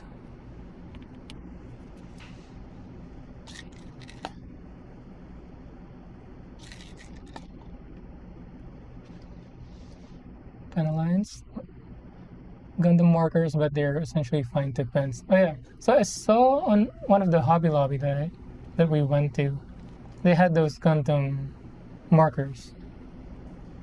But when I Googled it, because I'm not familiar with it, there's so many, like different numbers. What was it? Some were different tips, fine tips. Some were more kind of ball end. tips and also a different level of, was it viscosity or something? And then I was like, I can't buy them. I have to research it more to know what exactly what I need.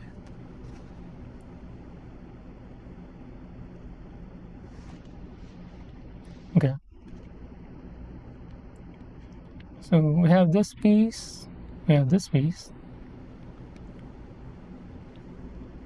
Ooh, there's gonna be a click. I hope it's satisfying. So we're gonna need B21 and 16. What is this piece though? Why is it not called out? These two.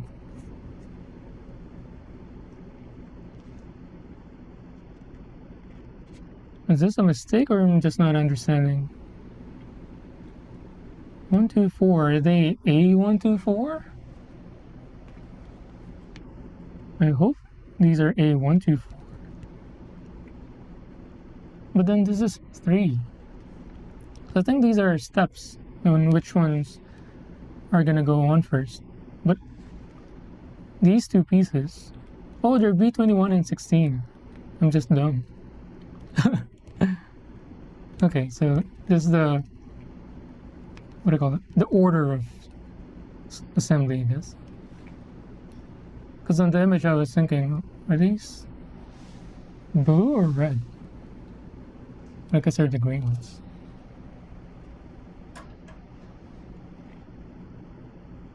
We'll do B21 first. B. 21. I see 20. I see 22. 21. So identical, two pieces. We'll do cut hand with all of these. Oh wait. Should I do this one first, the thinnest one? But I'm afraid it would twist. Although this is too skinny to not twist once either one of these is cut. We'll do the thinnest one first.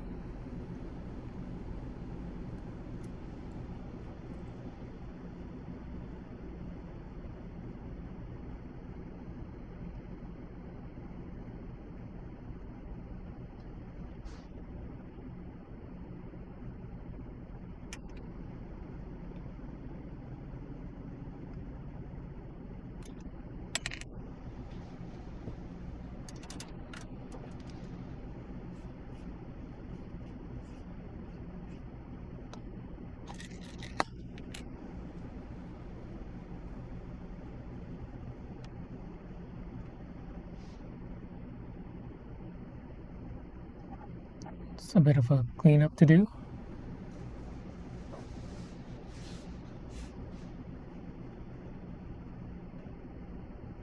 Yeah, some are for painting the body. Oh, I see.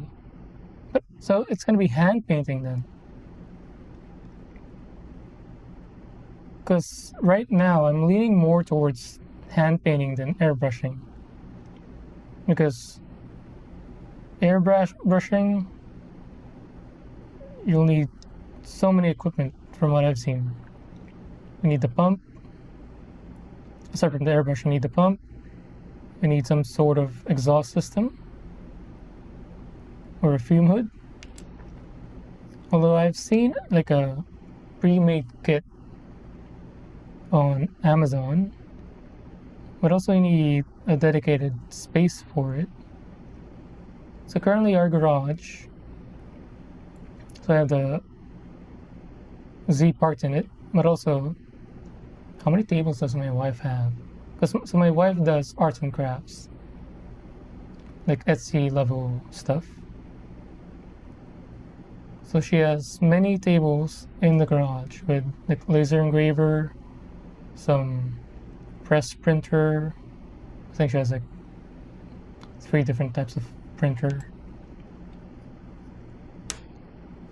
So she's already taking a lot of space in the garage. We still have some space, but like there's already a lot going on. So we'll see.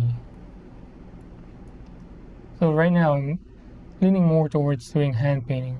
Because also more, if I get into customizing, I'm thinking of doing weathering stuff. The clean and pristine customized painting looks very good to me, but for me, when I see, like when I listen to music, especially OSTs or scores, I love movies. Whenever I hear those, it triggers the scenes for me, movie scenes. So they're not just songs, it's like I replay the scene in my head. And I want to do something similar to the Gundam kits, where I want to post them in a way where either it's a recreation or a vibe or the theme of the scene.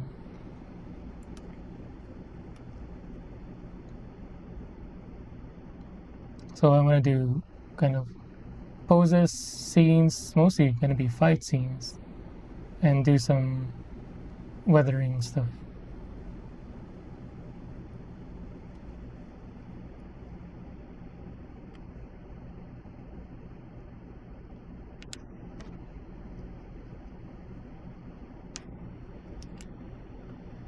Same, I have photographic memory. Nice.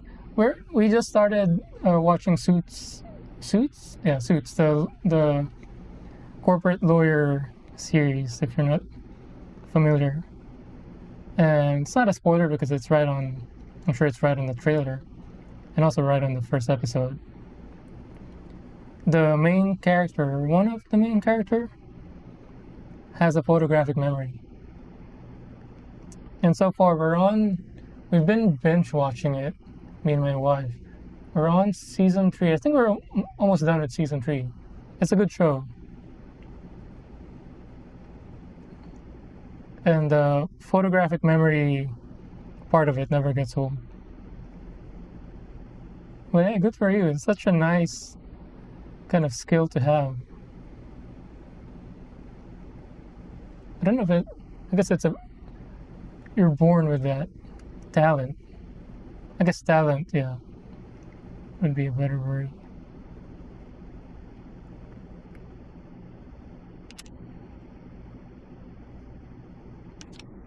I don't have a photographic memory, but I do remember scenes, well, not just scenes that I've seen, but also from my personal scenes from my life.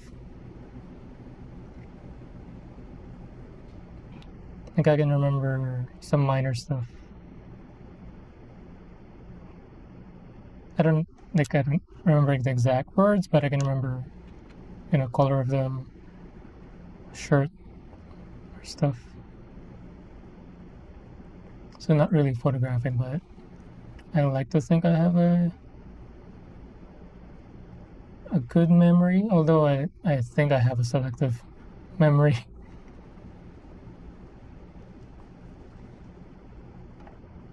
Because some stuff, even if they're just yesterday or just from the same day, I'm like, what happened? But oddly, some memory from years ago, even 20 years ago, I can remember really well. Even memories that are not really impactful to my life, like it would seem ordinary, but for some reason it stuck with me and can remember really well. So I wonder how it is for you.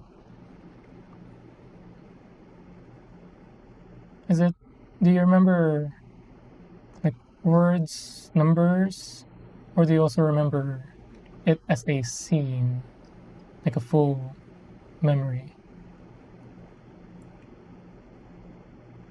Yeah, it's such a cool talent to have.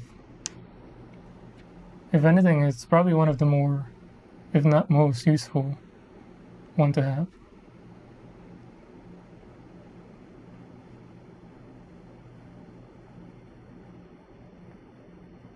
You like dioramas? Yeah, I like dioramas. So I want to do dioramas for Gundam, and also the for the cars.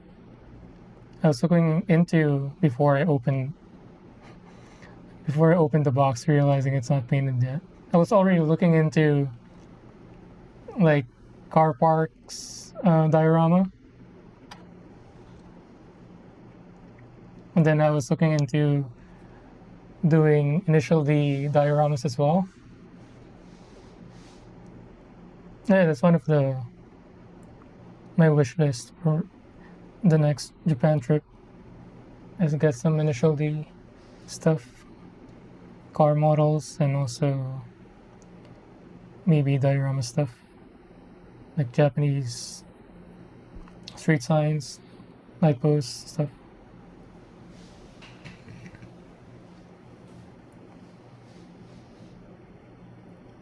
Yeah, it's not like I cultivate it at all, but it's not like a superhero level. Remember faces really well. I can recall what I see really well for the most part. Yeah. Faces, I'm not that good with faces. Especially names. If I get introduced to somebody, I already forgot their name because I'm too worried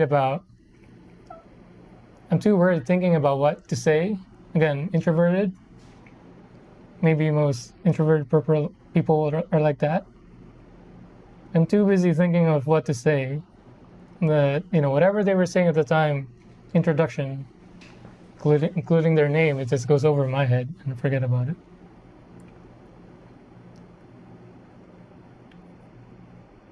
I remember it better when I hear somebody else say the name or call them, instead of them talking directly to me, telling me their name.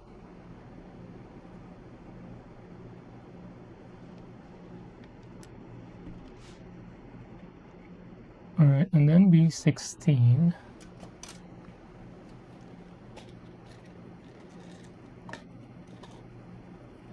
Usually takes me meeting twice to remember it. Yeah, I think I'm the same.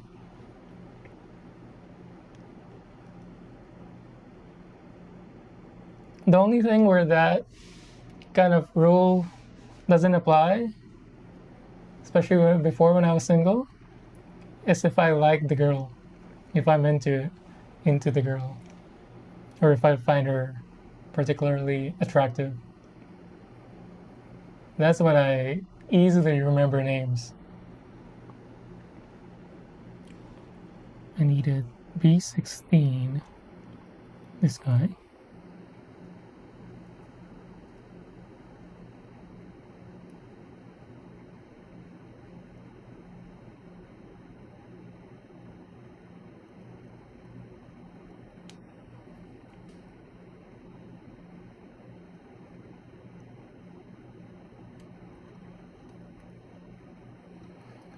I'll never forget the face.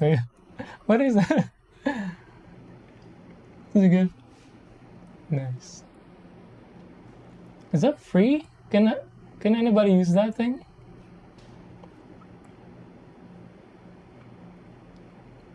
In Docstream, there was a lot of GIFs or just custom, what do you call it, emotes? Or emoticon. But they're the same. Anyway, yeah.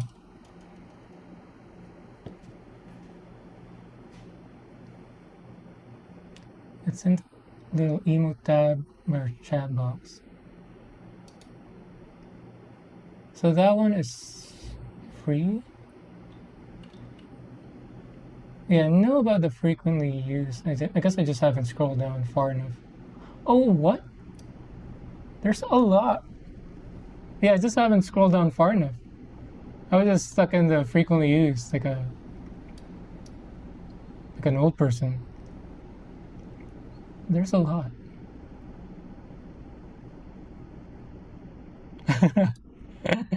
What are these? Is it Guile? Family Man? Why is Guile family man? Ryu champ.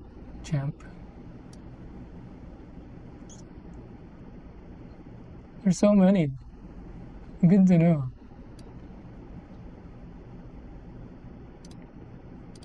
That's funny. Wait, how do I bring... Sorry, I have it open in my OBS. How do I minimize it? Do I have to use something to minimize it?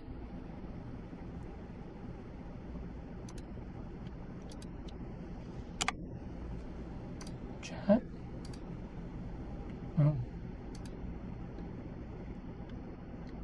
The ones in the global tab. For some reason I couldn't figure out how to minimize it.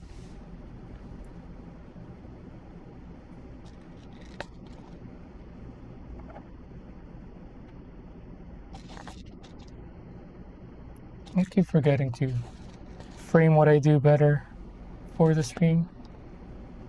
I think I'm always like cutting how I would cut it, near me, and it's out of shot.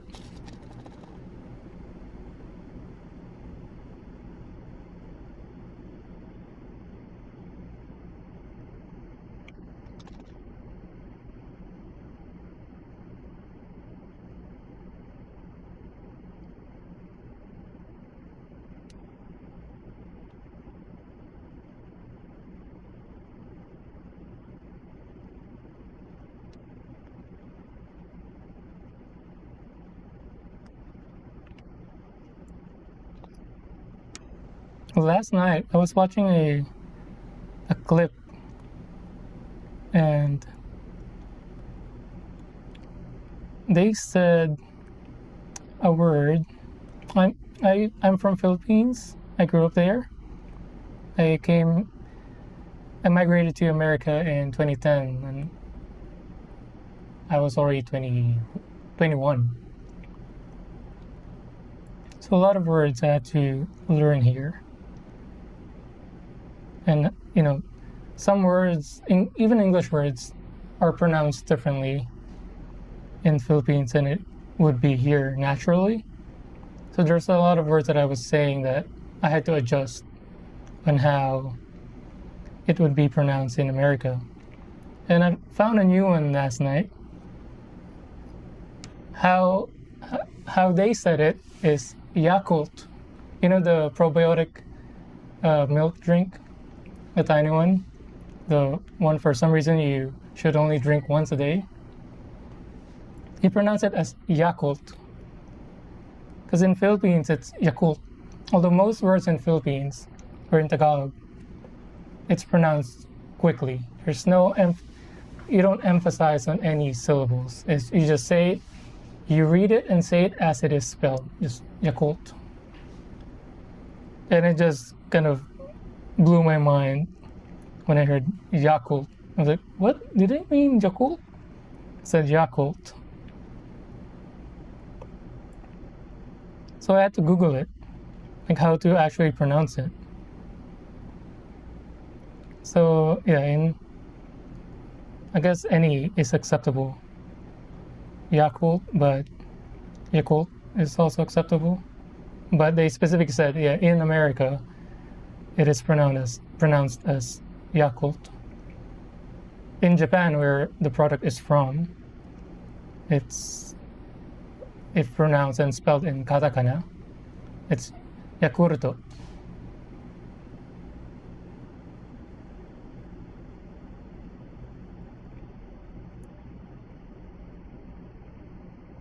Because similar to Tagalog with Japanese, they don't emphasize it. They don't emphasize syllables as well unless it's specifically spelled out as it would have to be emphasized. For hiragana, they duplicate the syllable or the character.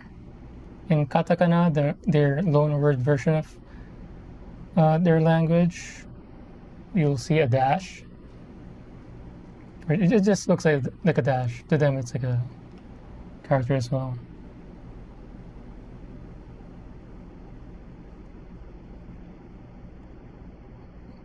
Fun fact, Tokyo. You pronounce it as Tokyo. But to them, even though it's hiragana, they emphasize on each syllable. It's Tokyo, Tokyo, Osaka, another one of their bigger, more popular cities. Osaka, you just, a quick pronunciation, Osaka. To them, it's Osaka. So there's an emphasis on the beginning, the O, Osaka.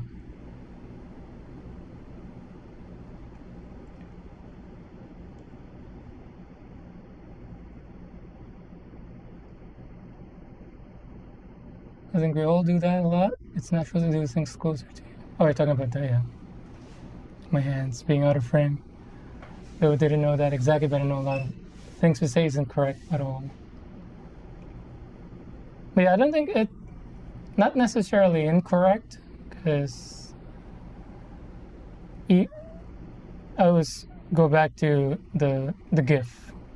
The guy who invented it, I think most people know this by now. He says it's GIF. But because of the meaning of the abbreviation, graphics, G being graphics, I think most people say it as GIF. And even the creator itself, like me, I just ignore what he said and just keep pronouncing it as GIF.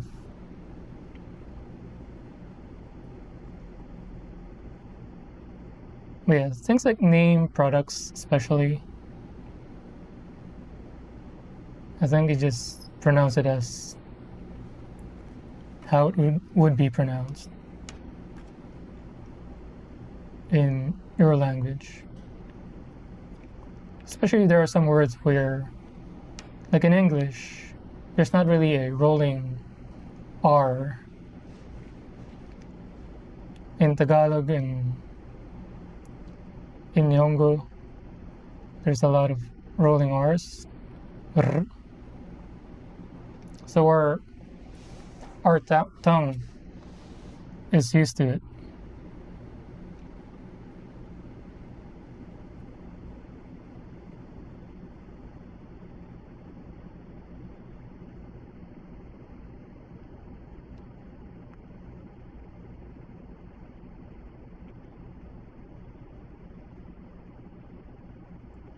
So currently I'm studying Japanese. I'm just using Duolingo.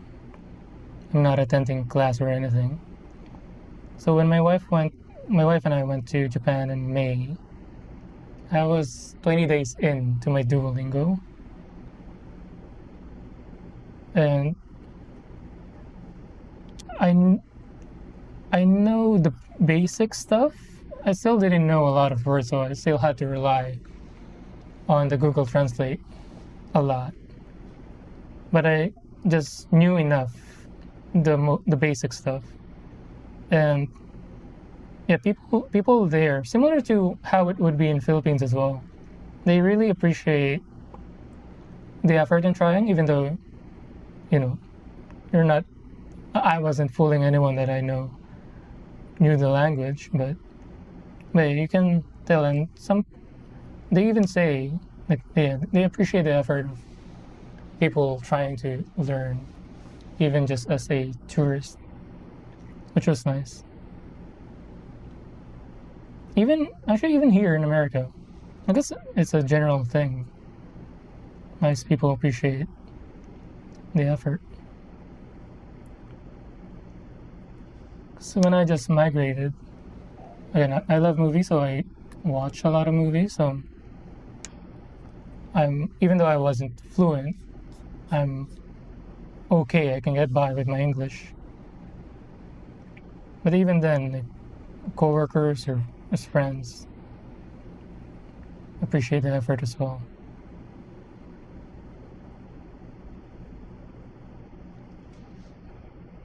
Jif is peanut butter, and everyone agrees. Yeah, exactly. We have a jar right in our pantry right now. I guess it comes natural. I'm Hispanic and Jamaican. Ooh, that's a good mix. Hispanic and Jamaican.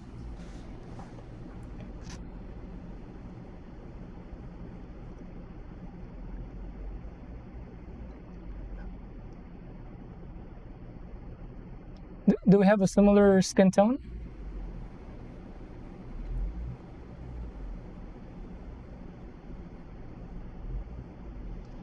Jamaican.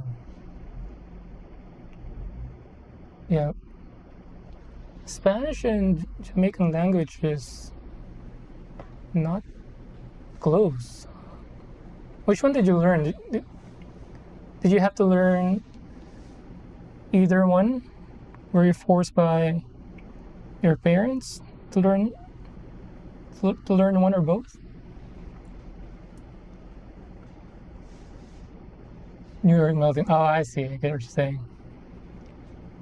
I've never been to New York. I have some relatives there, but just from what I've seen and what I know, visiting New York isn't enticing to me, because I don't even like San Francisco with how crowded it is. Again, introvert. So in my head, New York is like San Francisco in steroids in terms of the crowdedness and the big city feel of it. And I mostly travel for food. I know New York has a lot of good food, but not enough to get me to overcome the, I guess, what's the term? Anxiousness, or what else? Yeah, maybe anxiousness of getting in the middle of the New York crowd, especially from what I've seen. A lot of them are either rude or just too focused or too busy on their work. So not really a tourist-friendly vibe. It's something that I guess will have to be a well-traveled person to get over it, which I'm not.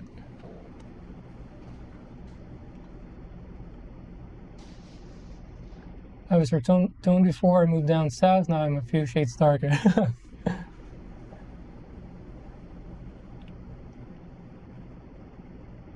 It's cool to visit, but I would never move back. I don't even really miss it in any ways outside of family.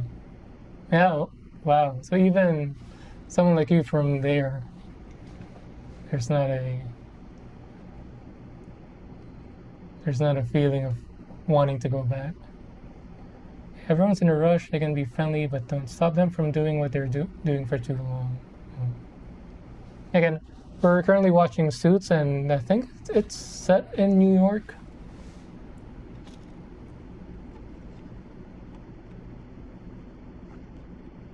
My cousins, whenever I catch them on a call, or they call, they always beg to visit them. And I'm running out of reasons or excuse to tell them. I just keep repeating stuff. It's not really, I don't find a good enough reason to visit. We'll just have to meet here or in Philippines.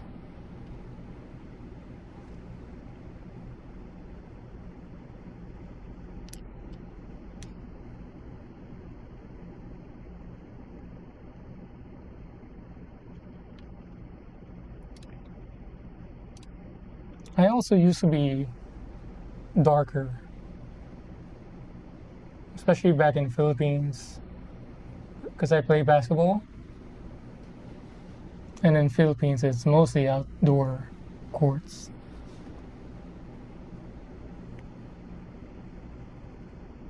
Although now, here, they always tell me Philippines is hotter. I always disagree. I feel like here in California, it's hotter. Because at least in the Philippines, it's windy. Although it's humid, but here it can get humid too, but also really dry.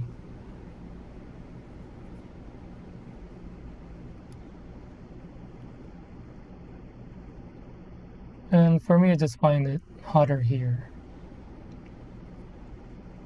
The only difference is in Philippines, it's, for the most part, it's hot. Unlike here, it's cold. Although it's in Philippines, it's hot, rainy, hot.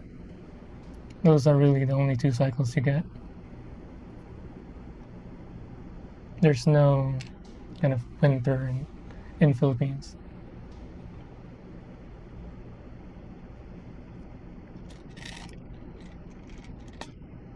Okay. This piece, this orientation. Step 1. This one. I'm expecting a good snap. Don't let me down.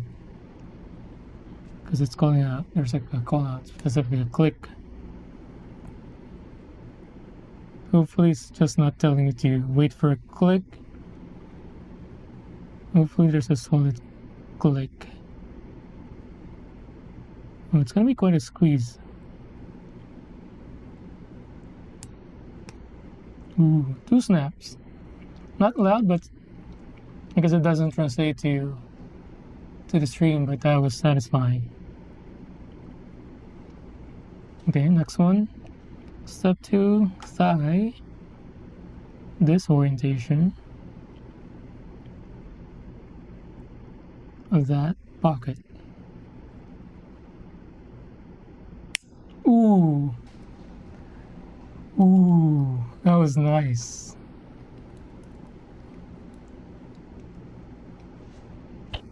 That might be the best one so far in this build.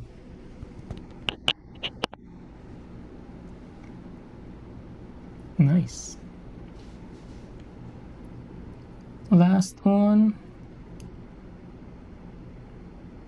Do I have to have it like this? I don't think so. What part is this?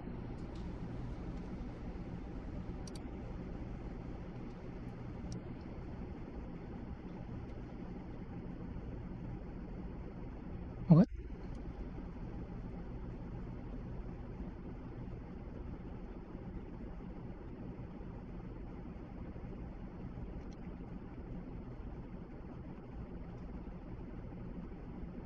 What is this? So, why is it so low in the image,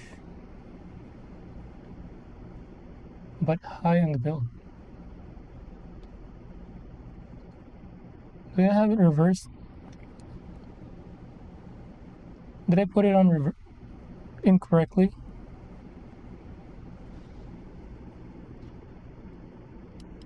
I don't think so. On the instructions like this. I guess I'll just have to trust the instruction. Oh.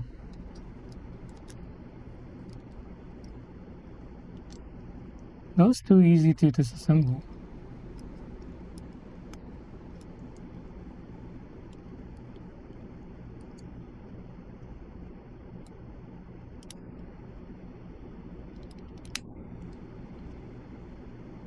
Good snap. Huh. So I guess this is the back, not the front. So this will be the knee.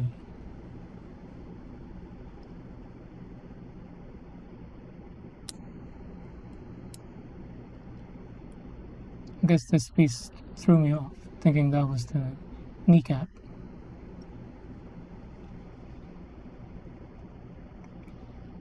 Hopefully I'm not wrong. I'm not putting this incorrectly.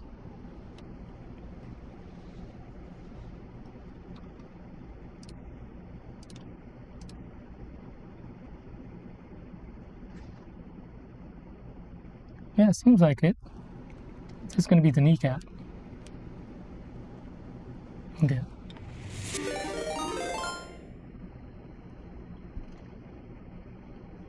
Oh, is that my first raid? AWOL Trooper, thank you. Thank you very much.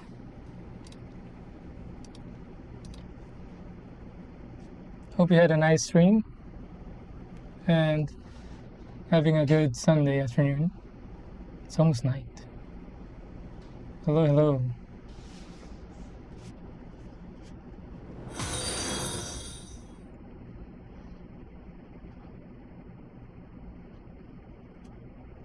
Yeah, again, hope you had a nice stream and enjoyed the rest of your day.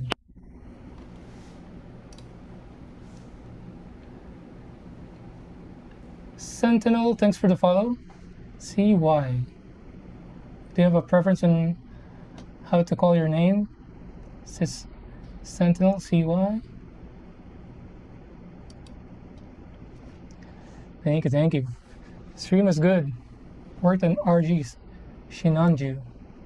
I'm not familiar with that one. I'm new to the hobby, so still have a lot to learn. Let me Google that. RG Shinanju.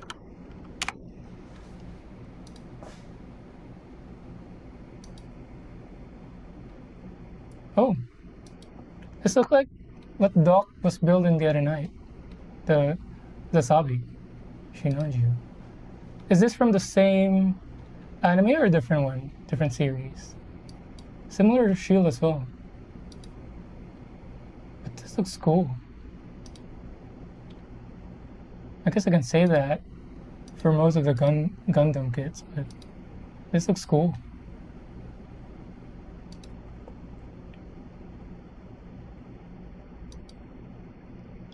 This is like a medieval version of the Sazabi.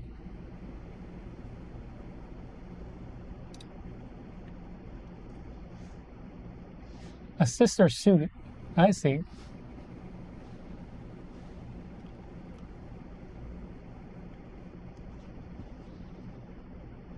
CY should like Psy or Sentinel's fine.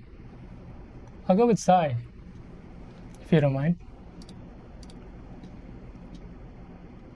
Sinanju? Oh, Sinanju, not Shinanju. Sinanju.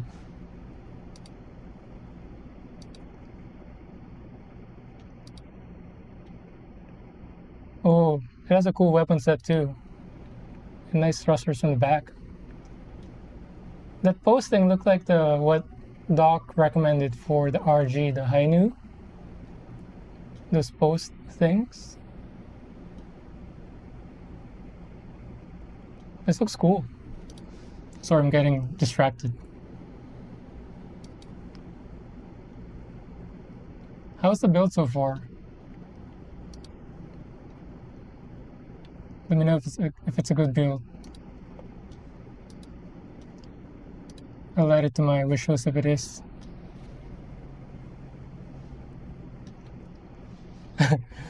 Blissful. Distraction is part of the hobby. That's true.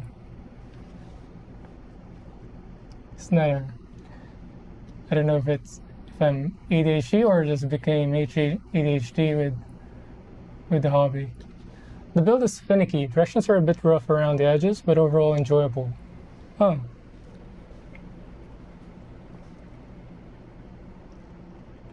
I guess we'll see. I'll watch some other videos, see how they review the build. But it looks cool, so I'm tempted.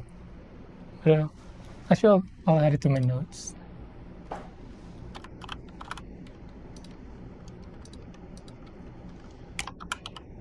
RG Snowju.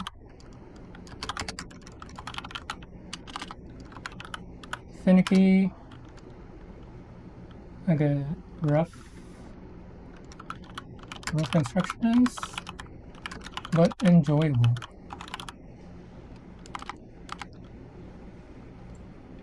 So right now I have the RG Hainu added to the list.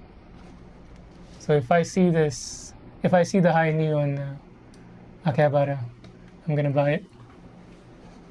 Just a lot of pointy bits and thin layers. Oh, I see. So is it difficult to hold the parts to do the cutting, the cleaning up?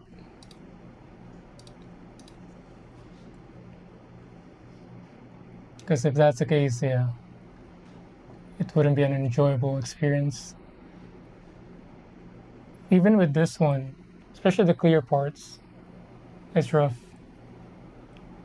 With what was it? I think it was the heavy arms. There were some parts where it was so tiny, and then there wasn't a good place to grab it.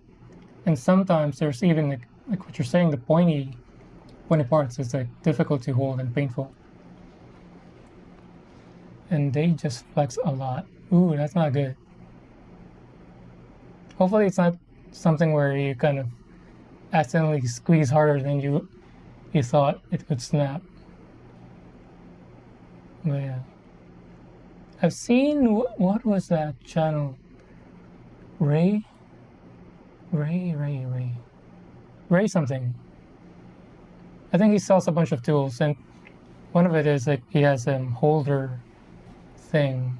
Although I've never seen him use it to do some fine cleaning up, mostly from straight up cutting pieces. I wonder if that would be a good alternative to holding some finicky parts.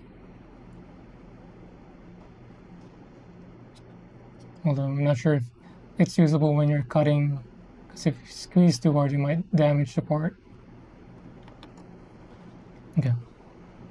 We are now here. We're gonna need E3 and C232. Let's do E first. That's the yellow one. E3. Another duplicate, so it doesn't matter which one. These two. All knobs are small and thin enough, I think. We can use the God hand.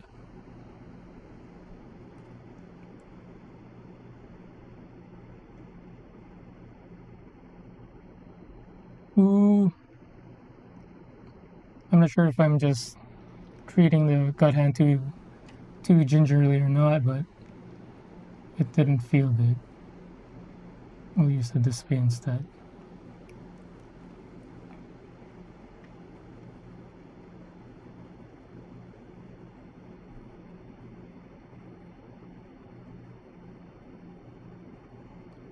This is my first kit with the God hand, so I'm still kind of learning the limits of it. I just know that they can be brittle.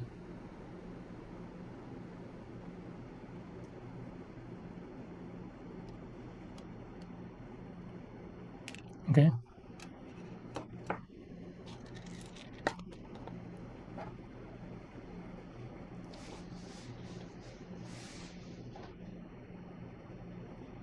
Alright, see you back soon, Abel. Thanks for the raid.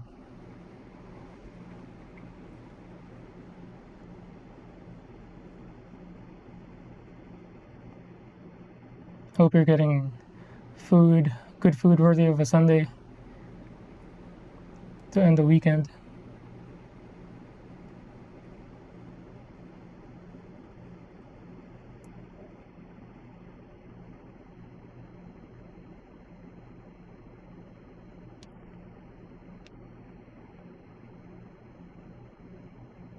Although for me, it's gonna be leftover Sunday. It was my niece's birthday yesterday. I did some barbecue in the backyard. I still have plenty of food left over from that. Good food though, so can't complain.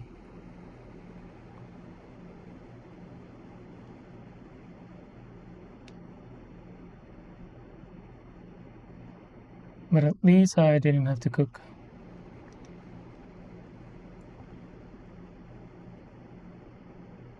Today, I mean. Because I'm the next one up, I think, to cook. My next meal is gonna be a Filipino soup dish called nilaga. It's gonna be a beef shanks. So it's the main taste of it is gonna be coming from the fish sauce. But the beef shank itself, so if you have to Google it, beef shank, it has some bone marrow in it, and I don't know if it can be considered as exotic, but the bone marrow is amazing. You shouldn't be eating it as a whole because it comes with sometimes this size of chunk in the bone marrow. You should use it as like you only take a tiny piece for every bite. And it's so flavorful. It's the highlight of the dish. If you use bone marrow, you don't have to use the beef shank part for that meal. But for me, it's my preferred cut, so I always try to get it. It's not something you can buy from regular stores like Costco or, well, it's like Safeway, Save Mart. I always have to go to the Asian stores for that cut. The Ranch 99 or 99 Ranch.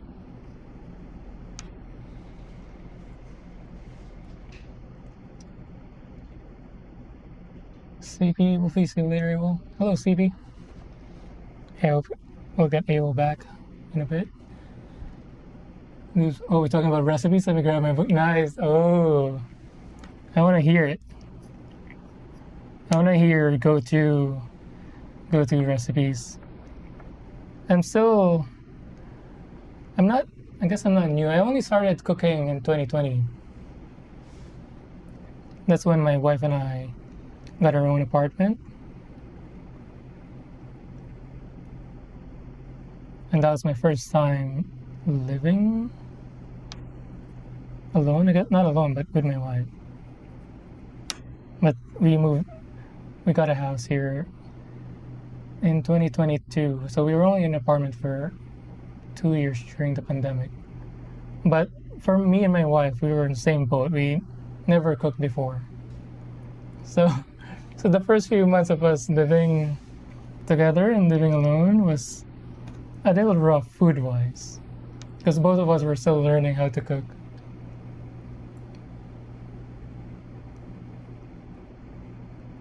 So now, 5 years later, I have my go-to recipes. So I mostly cook soup-based meals, and then my wife does the fried stuff.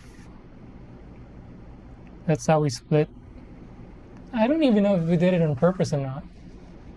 But yeah, I guess for whatever reason it ended up that way, where I cook the sauce, soup-based stuff, and then my wife does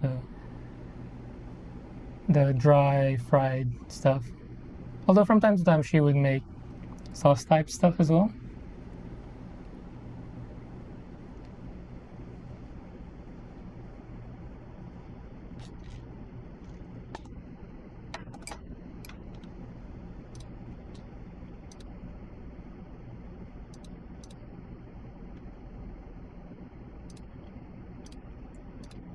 Okay, and then C232. Let me put this beer on our back. C2 white. It's 32. 34, 33. Where's 32? This one. Another duplicate, so whichever one.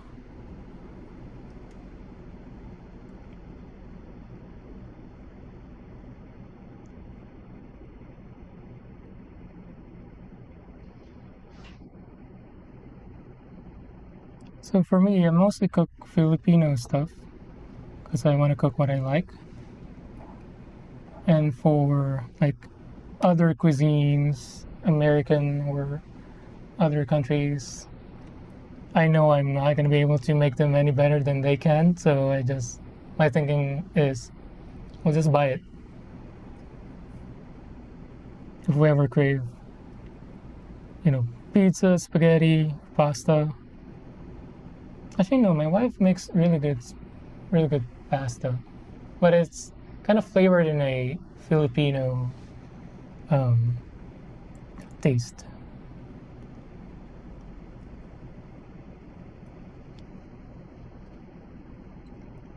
We'll use display on this one because it's a little thick and it's white, so the material's tough, unlike the gray ones where they can be soft.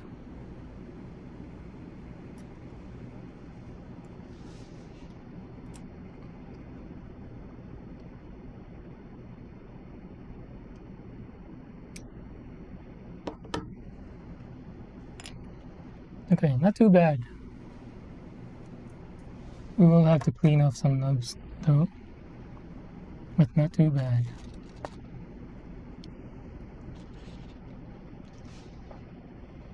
Oh, you were talking about writing down, I see. So for the nilaga, Nilaga, if you ever need to Google it, beef, mostly beef. I think some people make it with pork, but I think the best way is the one with the beef shank. So you can get the beef shank on Asian stores, Asian grocery stores. So they come in. So beef shank is like this oval piece with a bone and then the bone marrow on the middle. For one like this size, I think it's good enough for 2 people. So depending on how many, depends on you. So one of the more important part is, so you start with boiling, boil your water, maybe 2 liters to start. You can adjust it later on once you get familiar with how much meat you're going to be cooking. I would start with 2 liters, and then just add more if you end up having more or larger meat than 2 or 4 pieces. So you start with boil the water, and then once it's boiling, put down half or a whole yellow onion. Make sure to get sweet yellow onion or yellow onion. Those type of onions are better for soup-based meals. The red onions are better for, I guess, barbecue or drier stuff. Yellow onions are better for soup-based meals. White onions, I forget. There's like a chart you can look up. I forget what white onions are better for. Anyway, I use yellow onions. And also pepper. Not grinded peppers, but the whole pepper balls. Just a pinch is enough. You boil that too. Once you get the onions to be soft, you add the meat, and then you boil that for a long time. An hour is good enough, but if you can get it to boil on low heat for 2 hours, that would be 1.5 to 2 hours. That'd be perfect. The easiest tell for it, you'll see the bone marrow separating, and also the bone and the meat just separating on their own. When you see that, then that's good enough. But you want to have that beef really, really soft, where they just come apart on their own. And then once the meat is ready, you can add potatoes. Just cut them by chunks or whichever size you prefer. I prefer a chunky cut for nilaga. And then once the potatoes are soft, you add cabbages. You can choose to leave the thick parts of the cabbage or not. I prefer to not add those. But my wife likes the crunchy part of the cabbage, so I put them in as well. And then at the very last, fish sauce. In Tagalog we call it patis, but yeah, English term is fish sauce. They come in bottles, but different brands of the fish sauce taste massively different. So you'll have to pick what tastes best for you. For me, the best one is Rufina. Bottle, green text on white background label. Rufina. It looks like Pufina. It looks like PU the way it's the art or the font style is, but it's Rufina. patties or fish sauce. And then if you use 2 liters of water, I use 2, what's the English term for sandok? The thing, not the spatula. Sorry, I have to Google what the English term is for sandok. Sandok in English.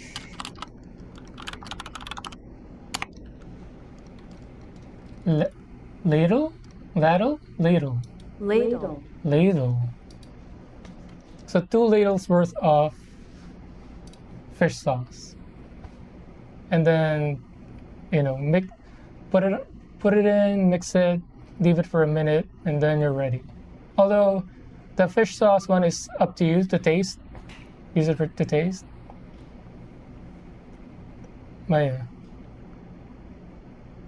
You don't have to have it with rice if you don't like rice, but obviously Asian, rice is life. But I think nilaga is one of those meals where you can get by without. It's good enough without rice. I make pretty good salmon cake passed down from, ooh, salmon cake. Salmon cake? I'm so bad at cooking salmon. I have a couple of salmon dishes that I make, and it's like hit or miss. Oh, wow. This looks amazing. What kind of sauce do you use? Do you use like a tartar sauce or ranch?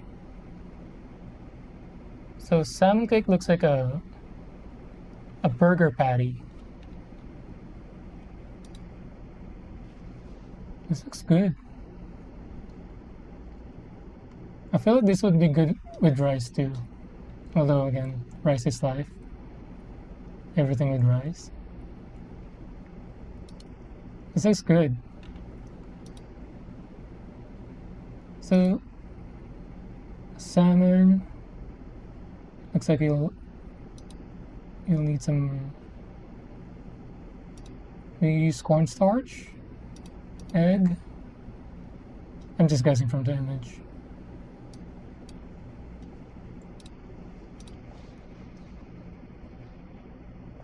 It's more a patty like a burger than a cake though, yeah. Jamaican stuffed rice. Oh, I didn't know that. Although, we used to order from a Jamaican restaurant that's very similar to adobo. Soy sauce, chicken, and it comes with rice with beans, was it? The color of the rice was like pinkish. And that rice was so good. Like you can have that. You can have the rice by its own. It was that good. But the chicken with soy sauce, I forgot the term. Was it jerk chicken? Is that Jamaican though? I can't remember. I feel like it was a Jamaican restaurant. But the chicken itself as well was so good. So both of them combined, the immaculate rice and the OP chicken was like, if you have whenever I have a lunch meeting and I order that, everybody is so glad that they attended the lunch meeting. There was this Jamaican restaurant in Palo Alto. I forgot the name, but that's where the place was. Just depends, she didn't really use sauces, so I just do what I feel in the moment, really. Rice and peas. Rice and peas, not beans. Maybe right. I just remember some like bits mixed with the rice. Jerk. Okay, I got it right then. Nice, but yeah, that was amazing. But salmon cake, I don't think I saw it in their menu. But I'll have to find that out. Sorry, I'm putting it in my notes. Salmon cake. I'm gonna try that.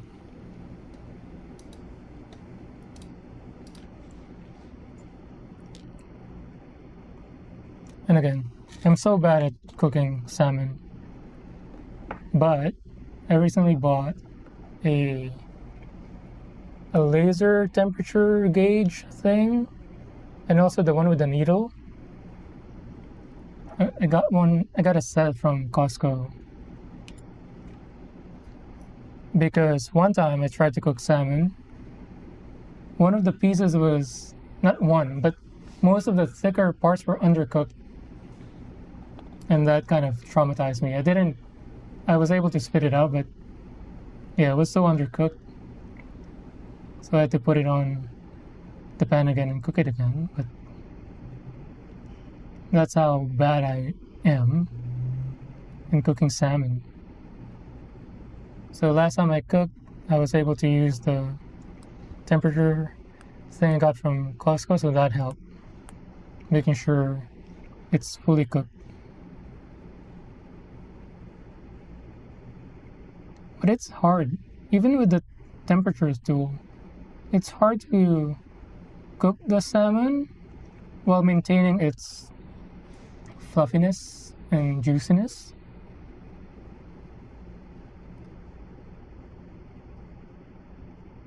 I feel like there's like a sweet spot timing and temperature that you have to really kind of dialed in on. And it's annoying whenever I Google or YouTube, how to cook salmon. I would watch Gordon Ramsay, and then he would just say, put a pinch of oil. But for him, a pinch is like a whole cup of oil. A pinch of salt is like a whole cup of salt. Anyway, so for him, it's like, oh, just, cook it for 5 minutes and then don't touch it, don't flip it. Just time it 5 minutes and then flip it again. To him, it makes it seem like it's so easy. But whenever I do it for real, it's not that easy. Sometimes even before 5 minutes, I feel like I would have to flip the salmon because it looks overcooked or burnt.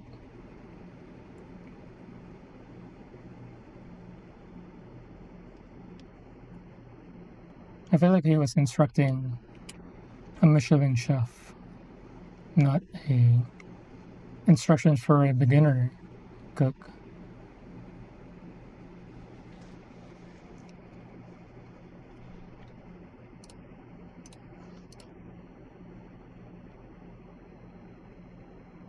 Alright, I think this piece is good enough.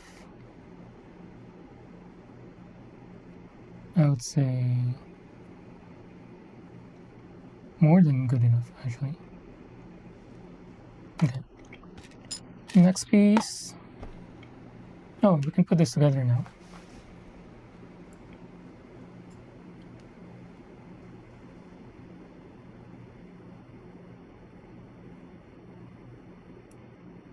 So now this is the kneecap. Because I thought earlier this was the kneecap based on this anime image reference that I have on my left. But this was that. So that confused me earlier. Sticker time, unfortunately. Sticker 14.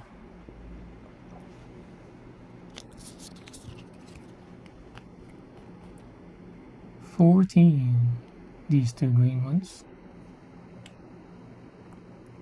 It's gonna go in this pocket. Okay. I'm gonna dust it off a bit. Make sure there's nothing in there. It would cause the sticker to have a bump.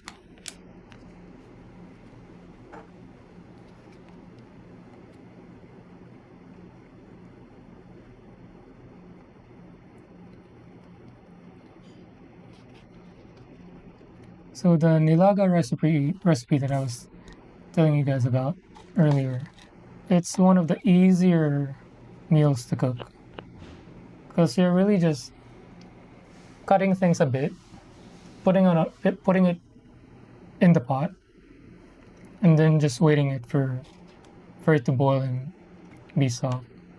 So it's not you're not always doing stuff, you're not always looking at it. You can go in and out of the kitchen while making it. So it's easy to make. Unlike if you're frying things, where you're cutting it, you're making it, you're watching it, flipping it. It's like you have to be in the kitchen at all times. So in that aspect, nilaga is very easy to make. Because even the meat, you don't have to cut the meat. It's already pre-cut when you get beef shank from the grocery stores.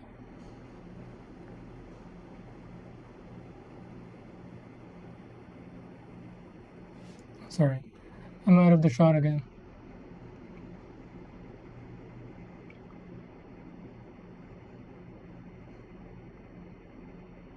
No, this is tricky.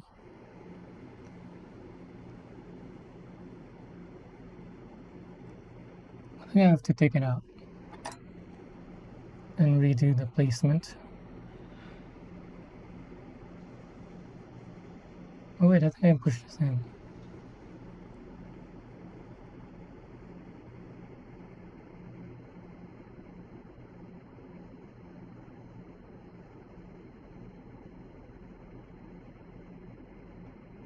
Nice.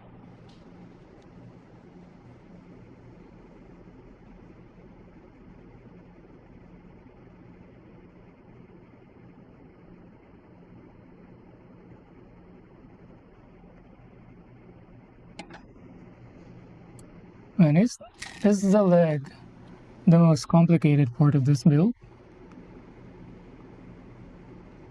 Because the head was easy. Actually, the chest was kind of tricky. I had some problems with some of the parts in the chest section.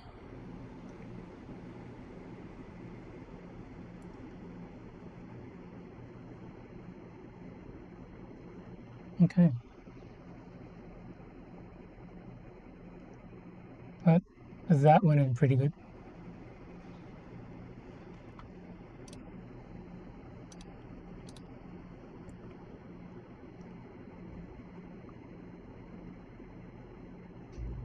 Oh yeah, Caliborn too. Sorry, I just remembered. I want to get the Caliborn if I see it on the store. High grade Caliborn.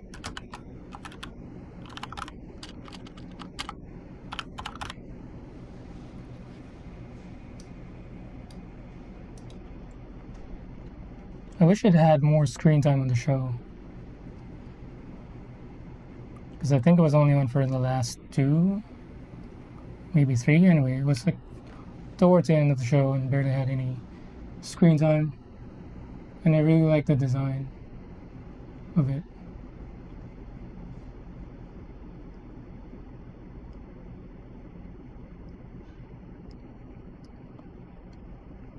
Okay. Seems like we can put this on now. This way? Right here. Oh, let me put away the image.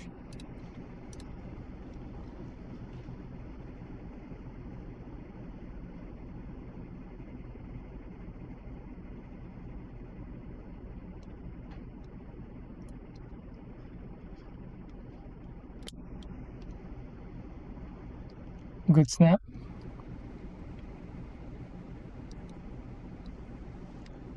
It looks so nice. I keep getting blown away by this, by the quality of this high grade. Look at that.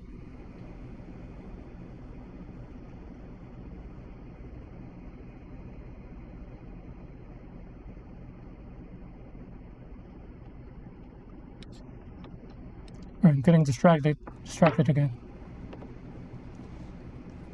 B11. B is gray.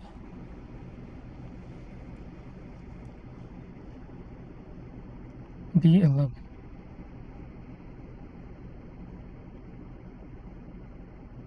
This one.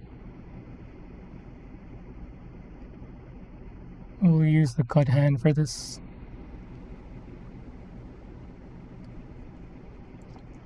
Easy.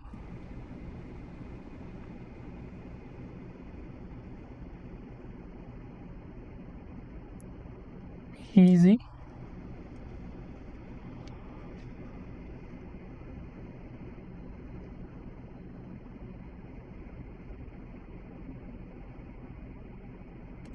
Lemon squeezy. I don't need the B until next step.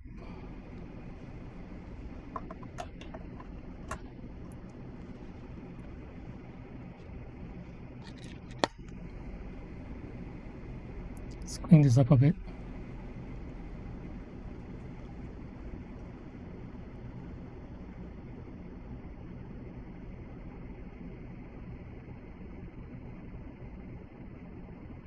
So this one doesn't have to be perfect because I think it's going to be hidden where the knobs are. Just making sure the surface is flat to not cause any assembly issue.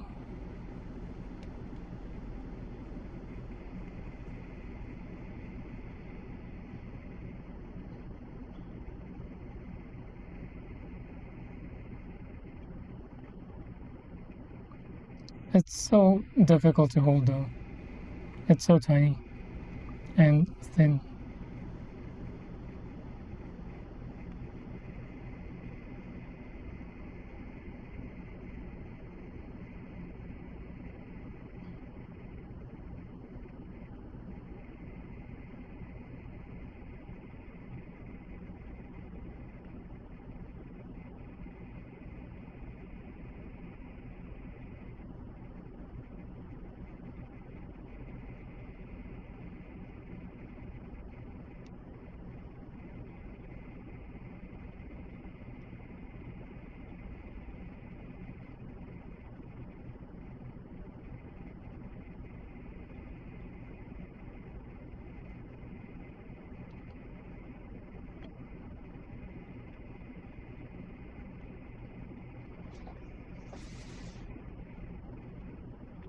I think this is the part where sanding would be easier.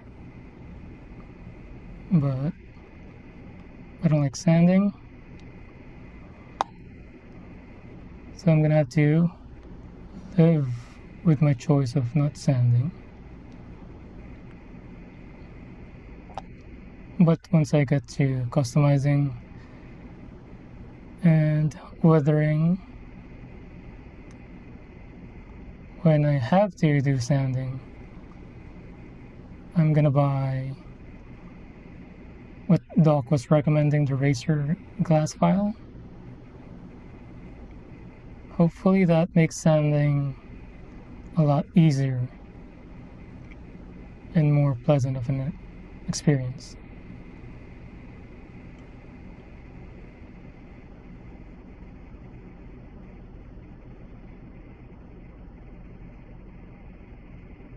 This piece though, I wish they minimized this to two knobs instead of 3. Like, how do we get to that?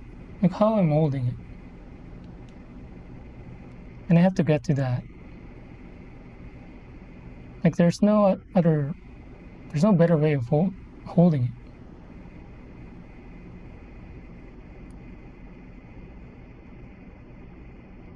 So now I'm cutting directly into my finger just to get to it.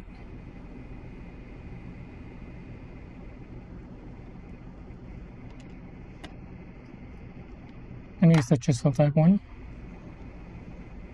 See if that's better. It's not even a good way of holding.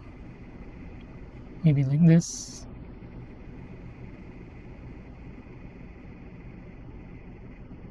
Ooh.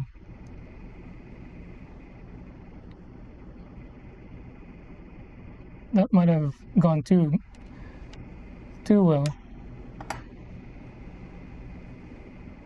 Now I need to remove some of the shine in that. Okay. But at least it's flat and it's inside the assembly. It's not gonna show.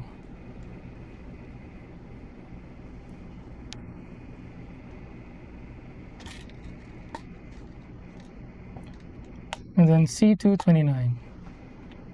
So So that was B11, C229, C2 white. 29. This one.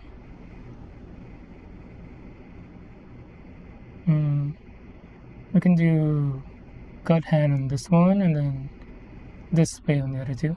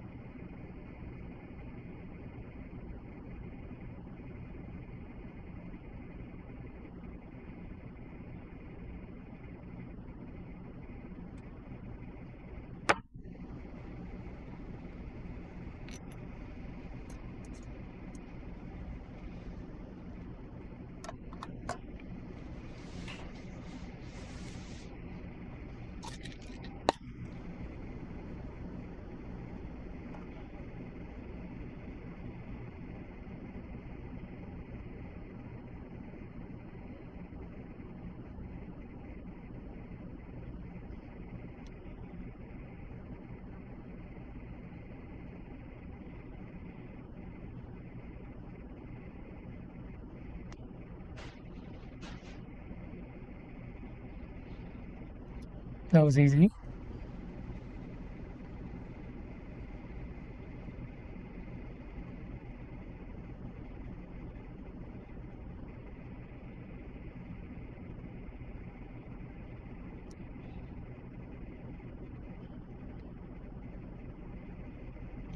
This piece was better than expected.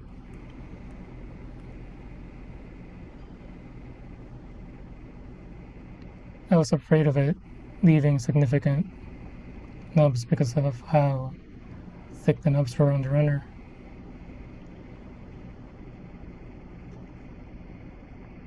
Wasn't there 3 nubs?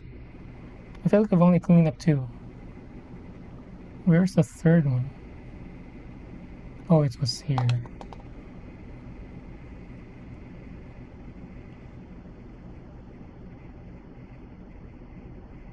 Although there's barely any on it. Sweet.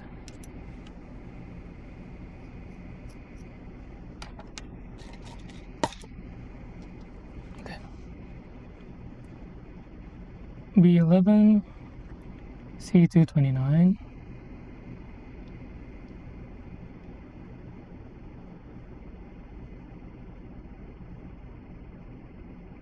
I can't tell if it's all the way in or not. It didn't have a snap or anything.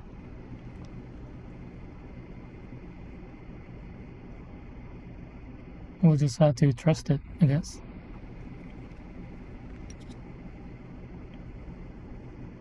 Okay. And then this goes on like so.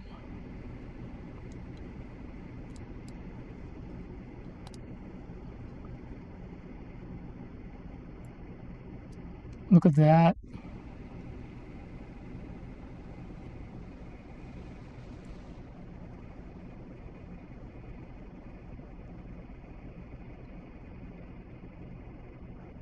That looks so good.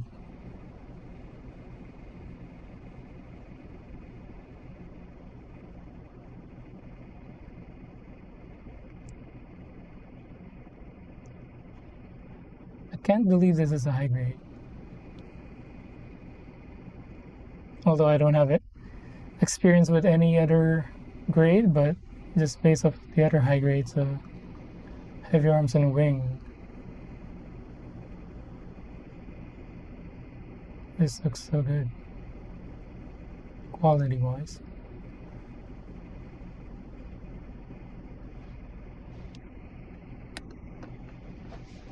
Hello, Doobs, welcome back.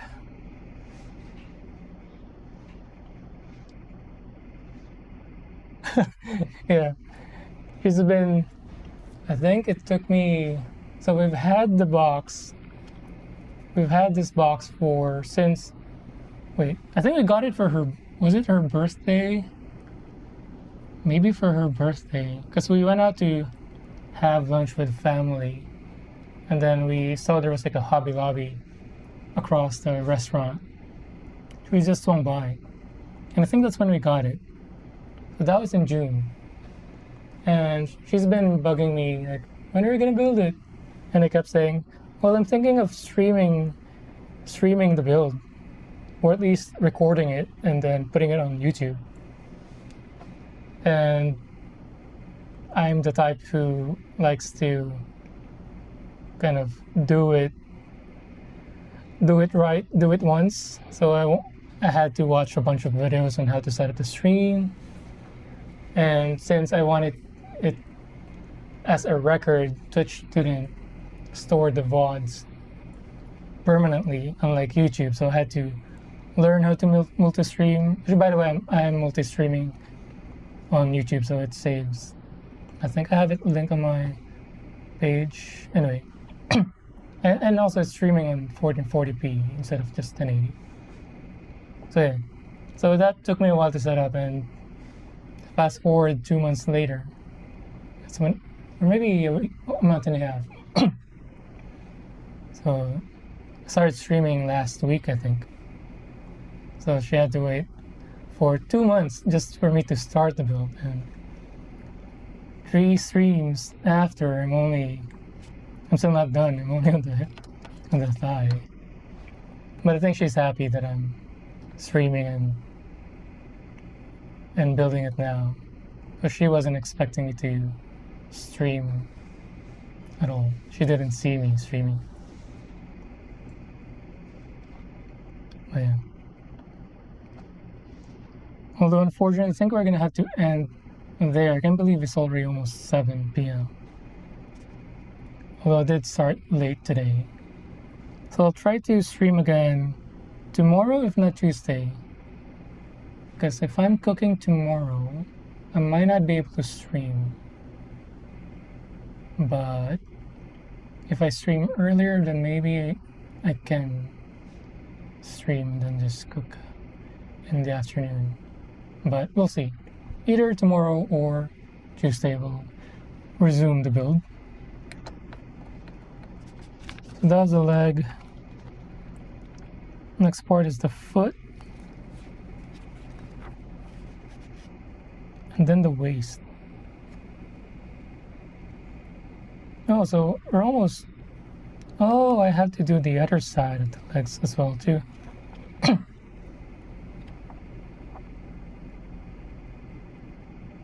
But I think we'll get to at least step 10 on the next stream, which will be the full body at that time. And also I placed an order for the clear action base, is it called? I bought the transparent version because I haven't bought one before, but it's gonna be the first. And I asked my wife what she prefers, and she preferred the same. So I bought the transparent base, but I think I'll do that off stream, just the action base part.